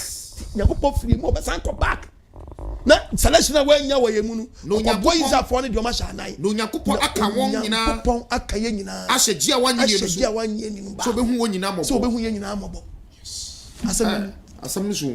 asem ni wow frame me yes 055 955 yes 2686 055 955 2686 050 yes 76 90 000 yes 050 90 050 76 90 000 yes wait me frame sisi ya abroche force mu fa WhatsApp no abroche force mu metimi di a WhatsApp munya no voice why munya no voice my ye na ye twedi bi etia ye bra ne ye nya ne se ye nya no anwode no fam mo so ma se na mitimi na Tuesday ni Thursday na de ye twa so ama me kura anti me de pim ha ya hello good evening, Apostle. Good evening, sir. I'm at a family, my cousin from. Meet you at Adom. Oh, Apostle, that's the point I'm sure. I saw on the one in the 60s other baby. So you will be in India, say, I saw on Jesus Christ. Jesus Christ, was doing confidence and one Sally Tala, Dominic, and almost to see what you do. Get that. You come in the patch, we in Shawa, Makiaila. Yeah, that's it. What is I'm down to say, of my baby, I saw you, Dorina. Pajosi. Dano, this way, say, of my baby, I saw you, Dorina.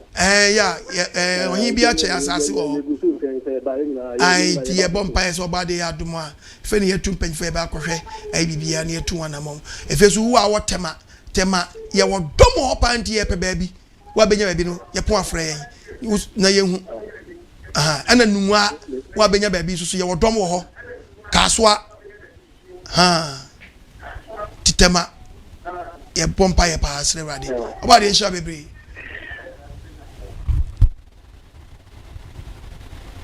Hello? Hello. Yes, sir. Apostle, as in you count. And council. And then checking out the man, very, very deep. Amen. Because that will be Sanchez, we pan, share them work with the others who their own time. See. And now, who start saying, pass over to us. It's really pen and the tours and the next time not toss. I wasn't patron more question me, but the question said. I can't Bible now. Go this is Zion, ya with you. This is a baby. I have a mean, Zion is symbolic way. Yankupo, or desire or not see one more. What am I be preaching? In person, I come as me person, yes, I remember more quotations. Do the I baby who teaches why. Hello, mommy. Yeah, but praise the Lord. Amen. I also Yankupon show. When she knows, man. Somehow the very I'm now see me. It's so media. Therefore, picture. Yeah, there are 3 of us. I'm passing between the side of the you imagine. With you.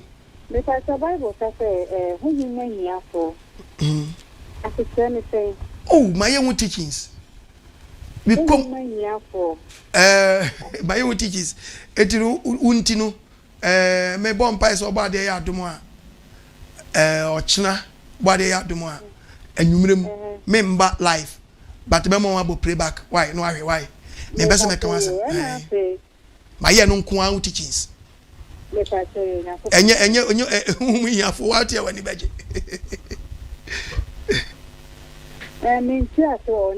Oh, Sabaka, my own teachings. Why?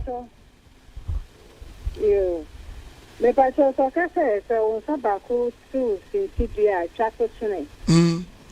Me pacho me awe asitwe ni say. Ma me ntu ukwa sorry. Me pacho ai me kwa. Ana on sani fatu CPI atwatwere won ti ase. Me pacho me ti ameka say me ti aso na me bi sami say. Se o ta bibiu do ko boni mo na so chapter na say aware so do ko boni mo. Awari wo nyina so a betimi de agya so agya what be sira wa edi enyina so ne ba ansa na watimi de atwa be sira wo yesi dua wo we e ma no kwa na do ewro ye de edore no edi ade bia wo ni nyina so edi before be twa twene no na Jesus sa nyina so na ba ma awari asem na Bible no ka no Bible say Yanko 19 me pese meka Matthew chapter 19 verses number 3 verse number 3 yeti adu yasem kwaso awari wan se misa na Pharisee for ni bisa ne se ebe so ne hwe se obi won kwan se asem biere nti ojani ira na ojani kunu obu ase won se obu aka chom se mon kan de mfiti ase no mfiti ase no do bo wi ase no obo nipa no oba ma ni oba no bo wom ko eno kan se yenti no onipa obi we jana ni na family no won be no ye honam kro ko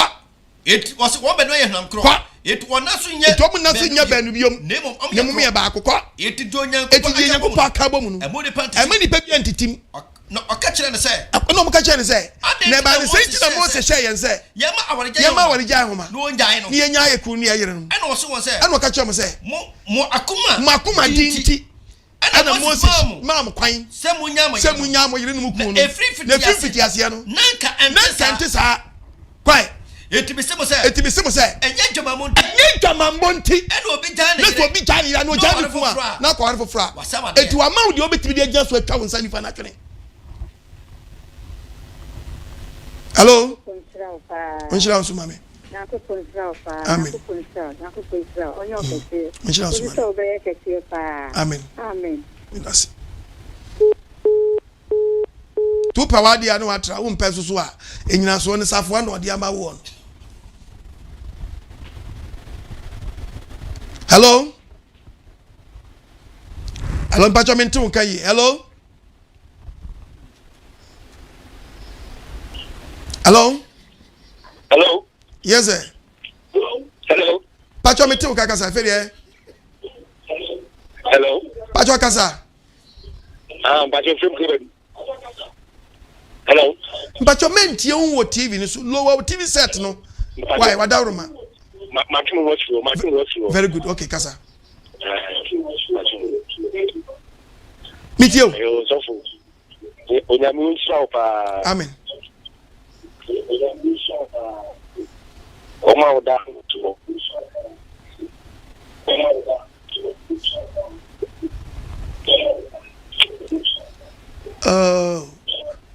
Okay. Hello. Yeah, that was your body in Shlau. Hello. Hello. Hello.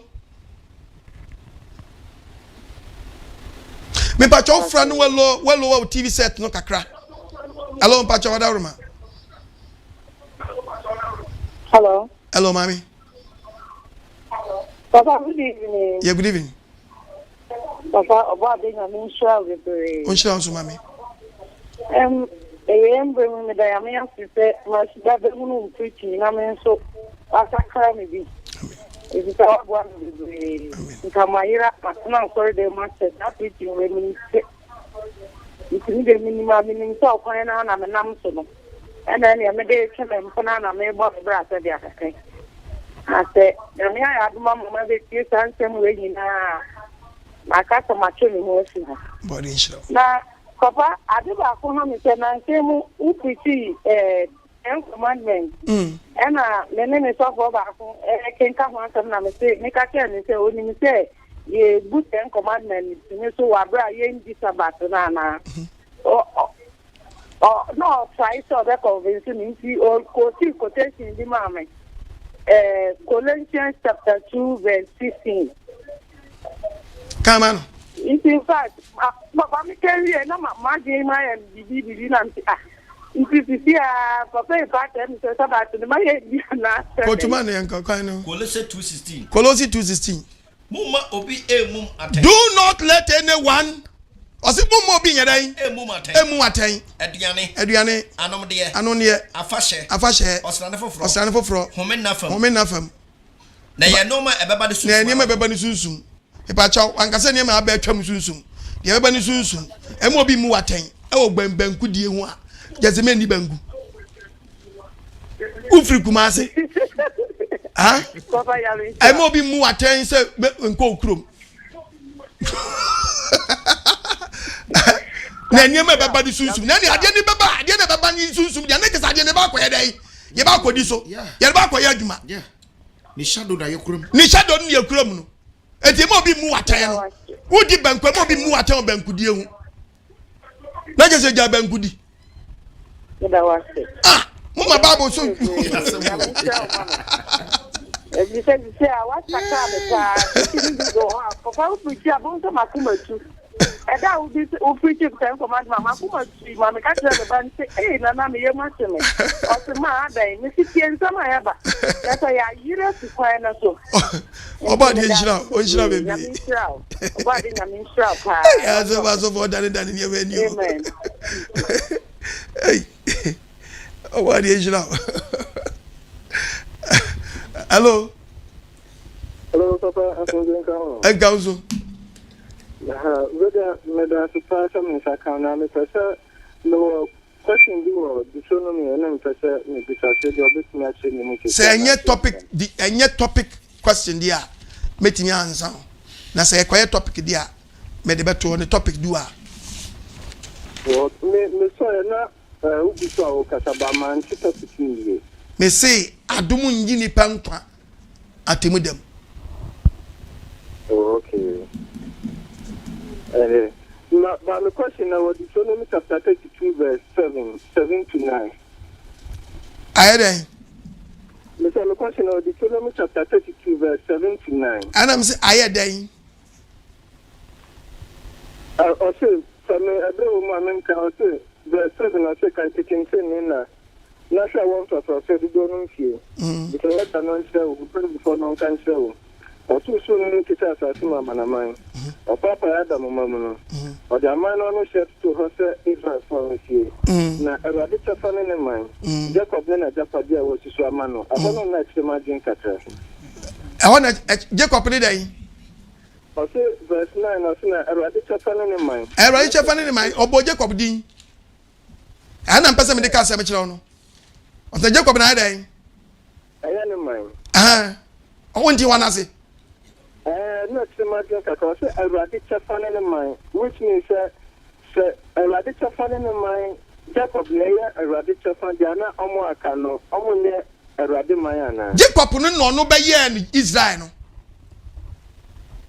Obeji Sanidin to Nidi Israel.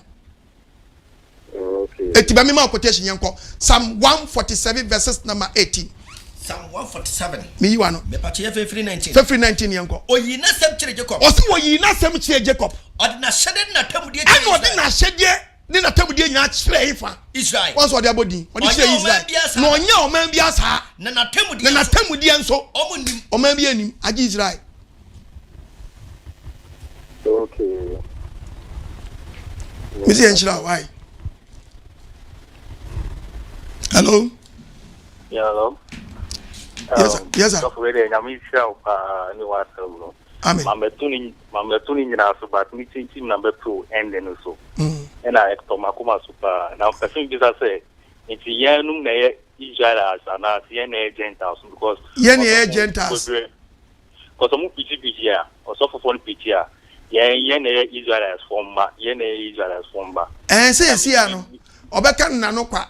So, Niti, ye know, for so Israel, ni no, Gidis were quarterly Diana, dear. And obey me, I no. Ordinary ne Kadia. Only ye, na Israel man credit on the Kurano. Oka Babu now. Romans.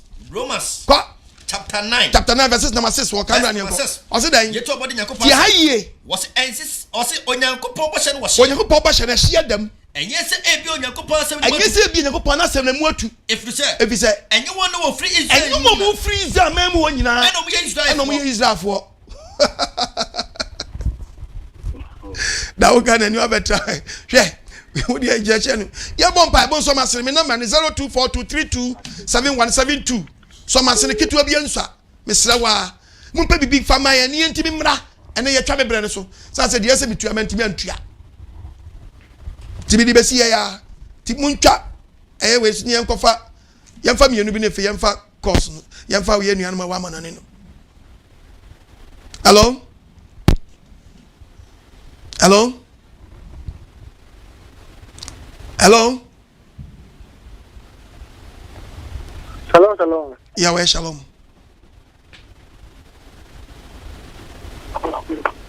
Hello? Yes, sir. Mr. Pato, Feda, it's a do a removal, a big finish table, a man, Colasso. Now, I'm being a Pajuma, and then I put you on a man. Actually, what doing? So if you know where we are, so. But that's what we got as a could be the real Dua. We'll be feeling now the Maba 1 month being a good Pajuma. And I normally shall put Skelling Kenam Groom. Paper charge about Temabe quotation. One, I did back where the problem, Pan say. So for quotation back one, not their cousin Mibri. But yet, that quotation, our topic and Casa. So I say, the Nina Swan. So one come ye. Who we near? Because I didn't pay for so die. Who can quotation? Men can quotation. Joel 2 verse 28. 28. Hunkungu yego. Ye chiri no. Osi ye chiri. Mehwe me hu. Egu ohunam nyina so. Na moma bani. Tie ohunam nyina so no mabani. Moma ba. Ahyemkom. Na mpanyimfo. Asoso da. Na mpanyimfo. me ba che munya botre to ne e meche mu yi asofo bi mu misinterpret sa quotation ohunam nyina so ade no bi ye driver no bi ye bookman no bi ye mate oni e bi anka no no bi dia be ja say ye tons di wo anka bia nkwa ha ensem bebre yasem ya ba ba besira wa na me pese ade bi wa topic wo di wura preach mi ma say preaching no ti short one me yi ano fe ti mo fan chame ncheche bie nu a me de be kam obi a na me kasa me ntia se so a na me yetrofo awurade mu yetrofo ye wadi hello Mesa mana mane yanko yenu amana mane amana man jama Germany amana mane oyinara momburo mesa mana man amana man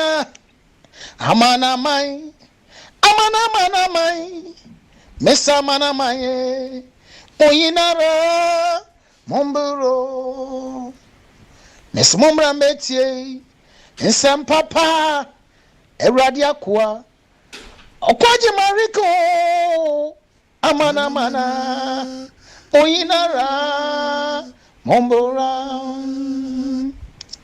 mesmomra metie enyintazama Ewurade akwa okwaje mariko mesamana mane moyinara mombora metie yo amana mai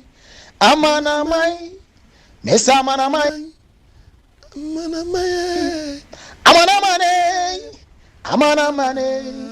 omera mometie apostle ene waboafo Yankopon hira brother Isaac now cashin from Germany Yankopon hira mu enemre so enranse mpa na wabetro so ama ene ehu se hia mamamufo yensem fata bebia I was saying yes, what yes, ye hokwa ye hu. Fi say was ye bondu ma pa hu modin. E buru Israel fo no so ansa na ye yankwaje. Papa Yankopon hira hu. Ye ne ye bie Germany fo de ye bie aso nti enra nyame adom ye ko ekosome. Amen. Na ye mbra bi wo this of yeah oba program so ye fan brother Uncle Benson. Yeah, Uncle Benson. Pacho, so what's in car, brother Isaac? Bombardiana me young norma. Me helpa, me yona me wesha. What is it of? Why? Me helpa, and so what's in car? There's a over contact platform, so brother Mensa, Benson, a Germansa, over to me, you know my dear mom. And I say, Mr. Me to imagine a Germansa, a person in Nushia. Yankopon show be our platform so. Which rounds my me chia Germany phone na me chia Italy phone na me chia Spain phone na me chia France phone na me chia US phone na me chia Canada phone na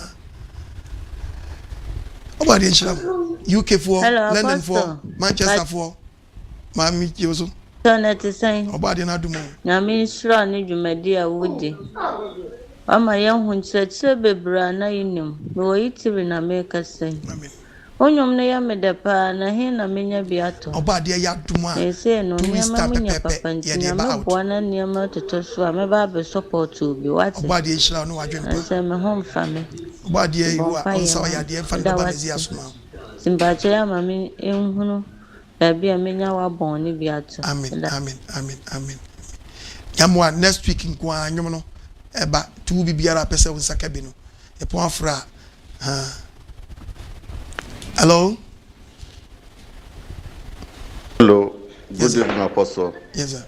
Want to say obade na Adom apostle nyame show me chiao no manu nyina ene ba bedu des no nyina nyame show no ntomo nkwa mo o ma nkwa tenten nyame show no djuma pawo ye wakoda no word that's Italy for obade hira Bari sha itilifo. Apostle Yamin Shao. Ishlam Sumani. A preacher the by the na say etiasia. They say you be as a car kwa. Yes sitting na so odi obetale home. as you tell him from a cacre bow, I bet you. Was I an Angasakan and Kenya, dear, see it in him.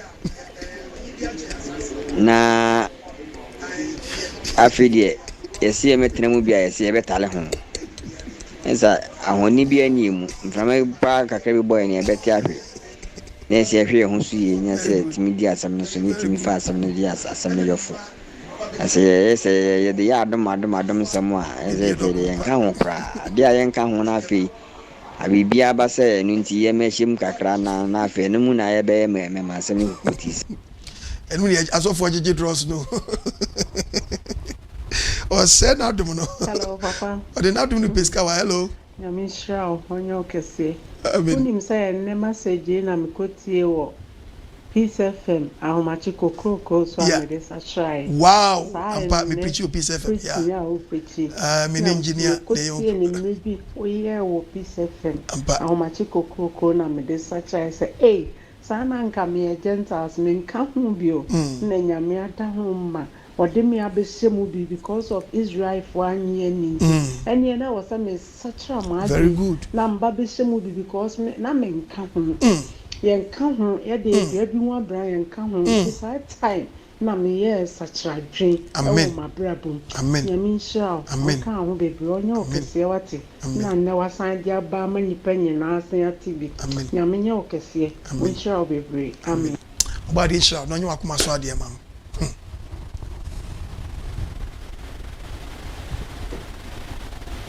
hello Sofo. Yes sir. Prince ni Mikasa Free, Kansas City, Missouri. Apostle, good evening. Good evening. Oh, Nyankopon on shroud or board dear Nyankopon boss rona asase. On shira mu nyina de bi ba na ma family me book me notebook name Bible na me so ayesema kwa classroom. Very good. Na ma trans na ma quotation na me so me go through. Wa ma me atini mo bi bebre ase. Nyankopon shira mo papa se mo bie nipa ani. Nyankopon shira mo. Yeso ye beki kan yen sabom. Ahwe big supporter ye de ba be somasen na area support mo. You shira. Me de nyame ase. E shira mo. O mani wure mfimu da sense ni wure fimu a na sembe tofam. Obie no wabo me obebere to aguda. Hwe nipa e kasa nipa e frɛ ma pompo nipa e frɛ me nipa ketwa nya mu nya ne nya lai o hello Kristo asundwe enkan so mame ene waboafo nyina amen Kristo wonhira wo nyuma pa wo ye nyina amen me pacho me pese me busa question bi me te ase kakra mitio efa memenda som no na se wo kwa asore na me fan se wa me ati ase se day ne start night ne start 6 o'clock etu kwa sorry fiada no na ye won watch night no anajo na ma ade echi a se no so ye me da sum ne bia anke be sorry awia no na kwa sorry bi so ne ye no ye start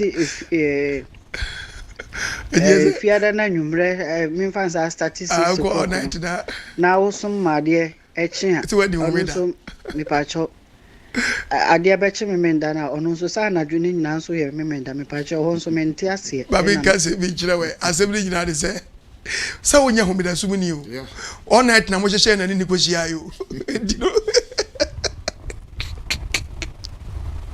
o ba try Israel na wonya homida na me ne de no wankwa adwa na wo fia wa na ka je se odi homida yankopɔ ka homida ma wo nka wo wo mera bi na eri ahye wo ana ma odi TV di yankopɔ manimu a wonya obi a wayi ho asi wo se wodi homida wadwen emfo aso eye mera bi na obi di ahye wo ana opa obi a ono no wagye ade na tum edu all night na akoye head Friday Saturday Friday no eno nche se wodi homida adwen pona wo mutrim se mo ye all night besra wo pagiri Mr. Wadama kana MC ya do nyonko sa ho no san kan 1 2 3 4 5 6 no ka bom na ye ne dan nyonko do onia do udo onia ubedi na ubedi waja no nani udo onia uba no kro no uba fa na yire ubedi dance kurumati ano wani bebre na ade che 6 we so aye no onia do emransam bienu ano se emransam mienu we so ana amra ne adifo ni nyina ana etetifo ni nyina adifo ba etwam nyina ebedi so no kure enye fe no wa shamra no so mu se fe no wa shamra no no se de o ka che no ana tetifo ne ba ya dai eto no mom no pese wo kire wo se eye du but wa chemu mienu nipa ni nipa ntam de no wa ye no baako eye nsia ana nipa ni Nyankopɔn ntam nso eye nan no wa ye ne baako odofo wuti so bia anu aye de eniawu wo ye kromfo odwamanfo na tese na anu aye de oni pa fam de no but wo Nyankopɔn de no ho na ka wasem sisi a ya edi sabi obi so dai na ekokobodai a enya de amema condemn ne kokobodai da na mum no wo siesie wo na me ka onia ne romance we no wanya obeka say man chechirem na a full topic eti ma min kan 14:1 no Nkwa na ono anto no bo no for anto no no read Romans 14 verse 1 etifiasem o se dan adwene hodo won se wo yusu adwen dan adwen hodo ko dio oyemre ogidiem monye no mummu adwene atan obi gidi se otimi di aduane biara bi ko obi gidi se otimi di aduane biara bi do oyemre ne de na obi a ne yafu wo problem de odi ahahan enuane ne de se mi ko di aduane we be pharmacy nti na wi haban Nkwa de odie no de odi sa haban no omu de onnie ni animutia men ko bu de onnie haban ni animutia de onnie no de onni haban no so we banku no omu de odie ni animutia omu de odie ni so animutia na Onyankopɔn agye no na Onyankopɔn na ohwe ye nyina woni hwan a ubu obi fie nipa atan ono ani wuranim ene ogina na se ohwe ase ko nanso obegina na awurade ebetumi ama na gina awurade betimi ama na gina obi bu dabisi bi na obi su bu nyina pe moma adwene ne baako moma madwi nyina nya mo baako de odwene dabi ho na de odwene dabi ho no odwene mawurade de odie no na de odie no so odi mawurade asa we emfa kwasi ada ne mimi na ho kra o no so da Nyankopɔn ase na sa wudi ba ye mimi na ne omeda dia anya me kire mu akosi ebesa bow si e ban na fam pa dia anya tie sa wo bi no hokan wasem no de obuda nyina kyen na nyina ye Nyankopɔn obuda bi sin bi ye Nyankopɔn o pa ko fa Hebrew Bible no Hebrew Bible be ka so Nyankopɔn no obuda bi sin bi but nipa de ye bu na nyina dai fa Hebrew Bible na sa do kire no sa obi no ye twi Bible na kwa no obi no odina be German odina kwa gina so obi asa wunua bi but odi Nyankopɔn no bu da bi sin bi ko so nari nyina obo 6 days no na oyi mu one ba ko pe na odi ye ni day keso buda ba ko che nani nyina but nipa ni ye bu nani nyina pe tie Bible no nko waso obi buda bi sin bi obi su budi nyina pe mama ya adwene anka ya nyina nkosi ba ko de Nyankopɔn yesi wo no so de odwene da bi ho na so wo si wo ka de ne de odwene da bi ho no odwene mawurade de odie no na ye odi da no ene wo de odwene yes ti ayo do obi a observe da no ene obi so a yeden odwene ho titi aye de odie no na de odie no odi mawurade de odi da no mawurade na do Nyankopɔn ase tie biom de onnie na de onnie no oni mawurade ono so ko yi da bi so de da awurade ase hon na ba gi atum 6 March Ghana 4 day Ghana 4 celebrate 6 March obi kwa celebrate 7 March Ghana 4 jini tum yampon mena bani oba dia ya aduma ya di Hebrew Bible gig Bible ba pensem biamam oba dia nhya ye nyina moso mfa apostle kwagman asam ye oba dia na me so di ba ye ene wontra enhwa wo so na mba ho ban na enjire ba spirit so in free to be biara nsam asam na ba wo nkyɛn yes otwadwa mpa ye wemfa ho nkronkron pensem mu nkyira wo amen ene wontra enhwa wo so dane da adum ti amen efetie me kitwa bia nsa sabre try ya twa me bere ne so mesrawo Tuesday anya AGYEMANG no na me ba Thursday anya kwa me ma kitwa bia nsa me na manini mesrawo so kasa o de kofa banga just ofre me na me de obi am trust na ma me de atominti me to come ko NKWAGYEMANG so esro intimisra wa we mobile man dia e ba beto mi phone so ana adi ma obi so a obefrɛ me a me friend so na sɛ obetimi ayi ato phone so a ɛno so ho ni mu akoba dia gye sɛ o di me din ye be ha bi frɛ me na me ma nipa nansa e da wase 0242 32 71 72 and that screen aseno so masene what na ye ba fi a wo so ye na asene eno kura ne ye nipa ye kwoto na twene we fi de wo gi nipa nkwa 0242 32 71 72 o pet masa adi afa 020 72 11 337 emu bia wo frame so e betimi atwetwe nkomo me WhatsApp line ni 020 by MTN de nipa gusu tibi pese bi me WhatsApp bia pese wada wroma kitwa bi enso ena gumi di nas no ena gu apostle ko adwuma na se wona nti bomode a ya pompe kitwa bi enso de ewo odonsam ena de ma ine ma mo akwantu se me wo din a me kase me bo din wo lie we so dia e full topic nemu onyankopon na ohunu kukuwa mu ade no ono atua kukuwa mu ka tene nwosram na wo so ai ma listening ina gu ntata so eni gina so de bompaye te be so ba de nyankopon se ono a na won tre wuhiem ni mutie mra wo so non ka ho wodi frem favor mra wo wakwam ni se wo twedi ampo ye wa pagya wa owure mfinida ni do mo nwosram na wo so no ma favor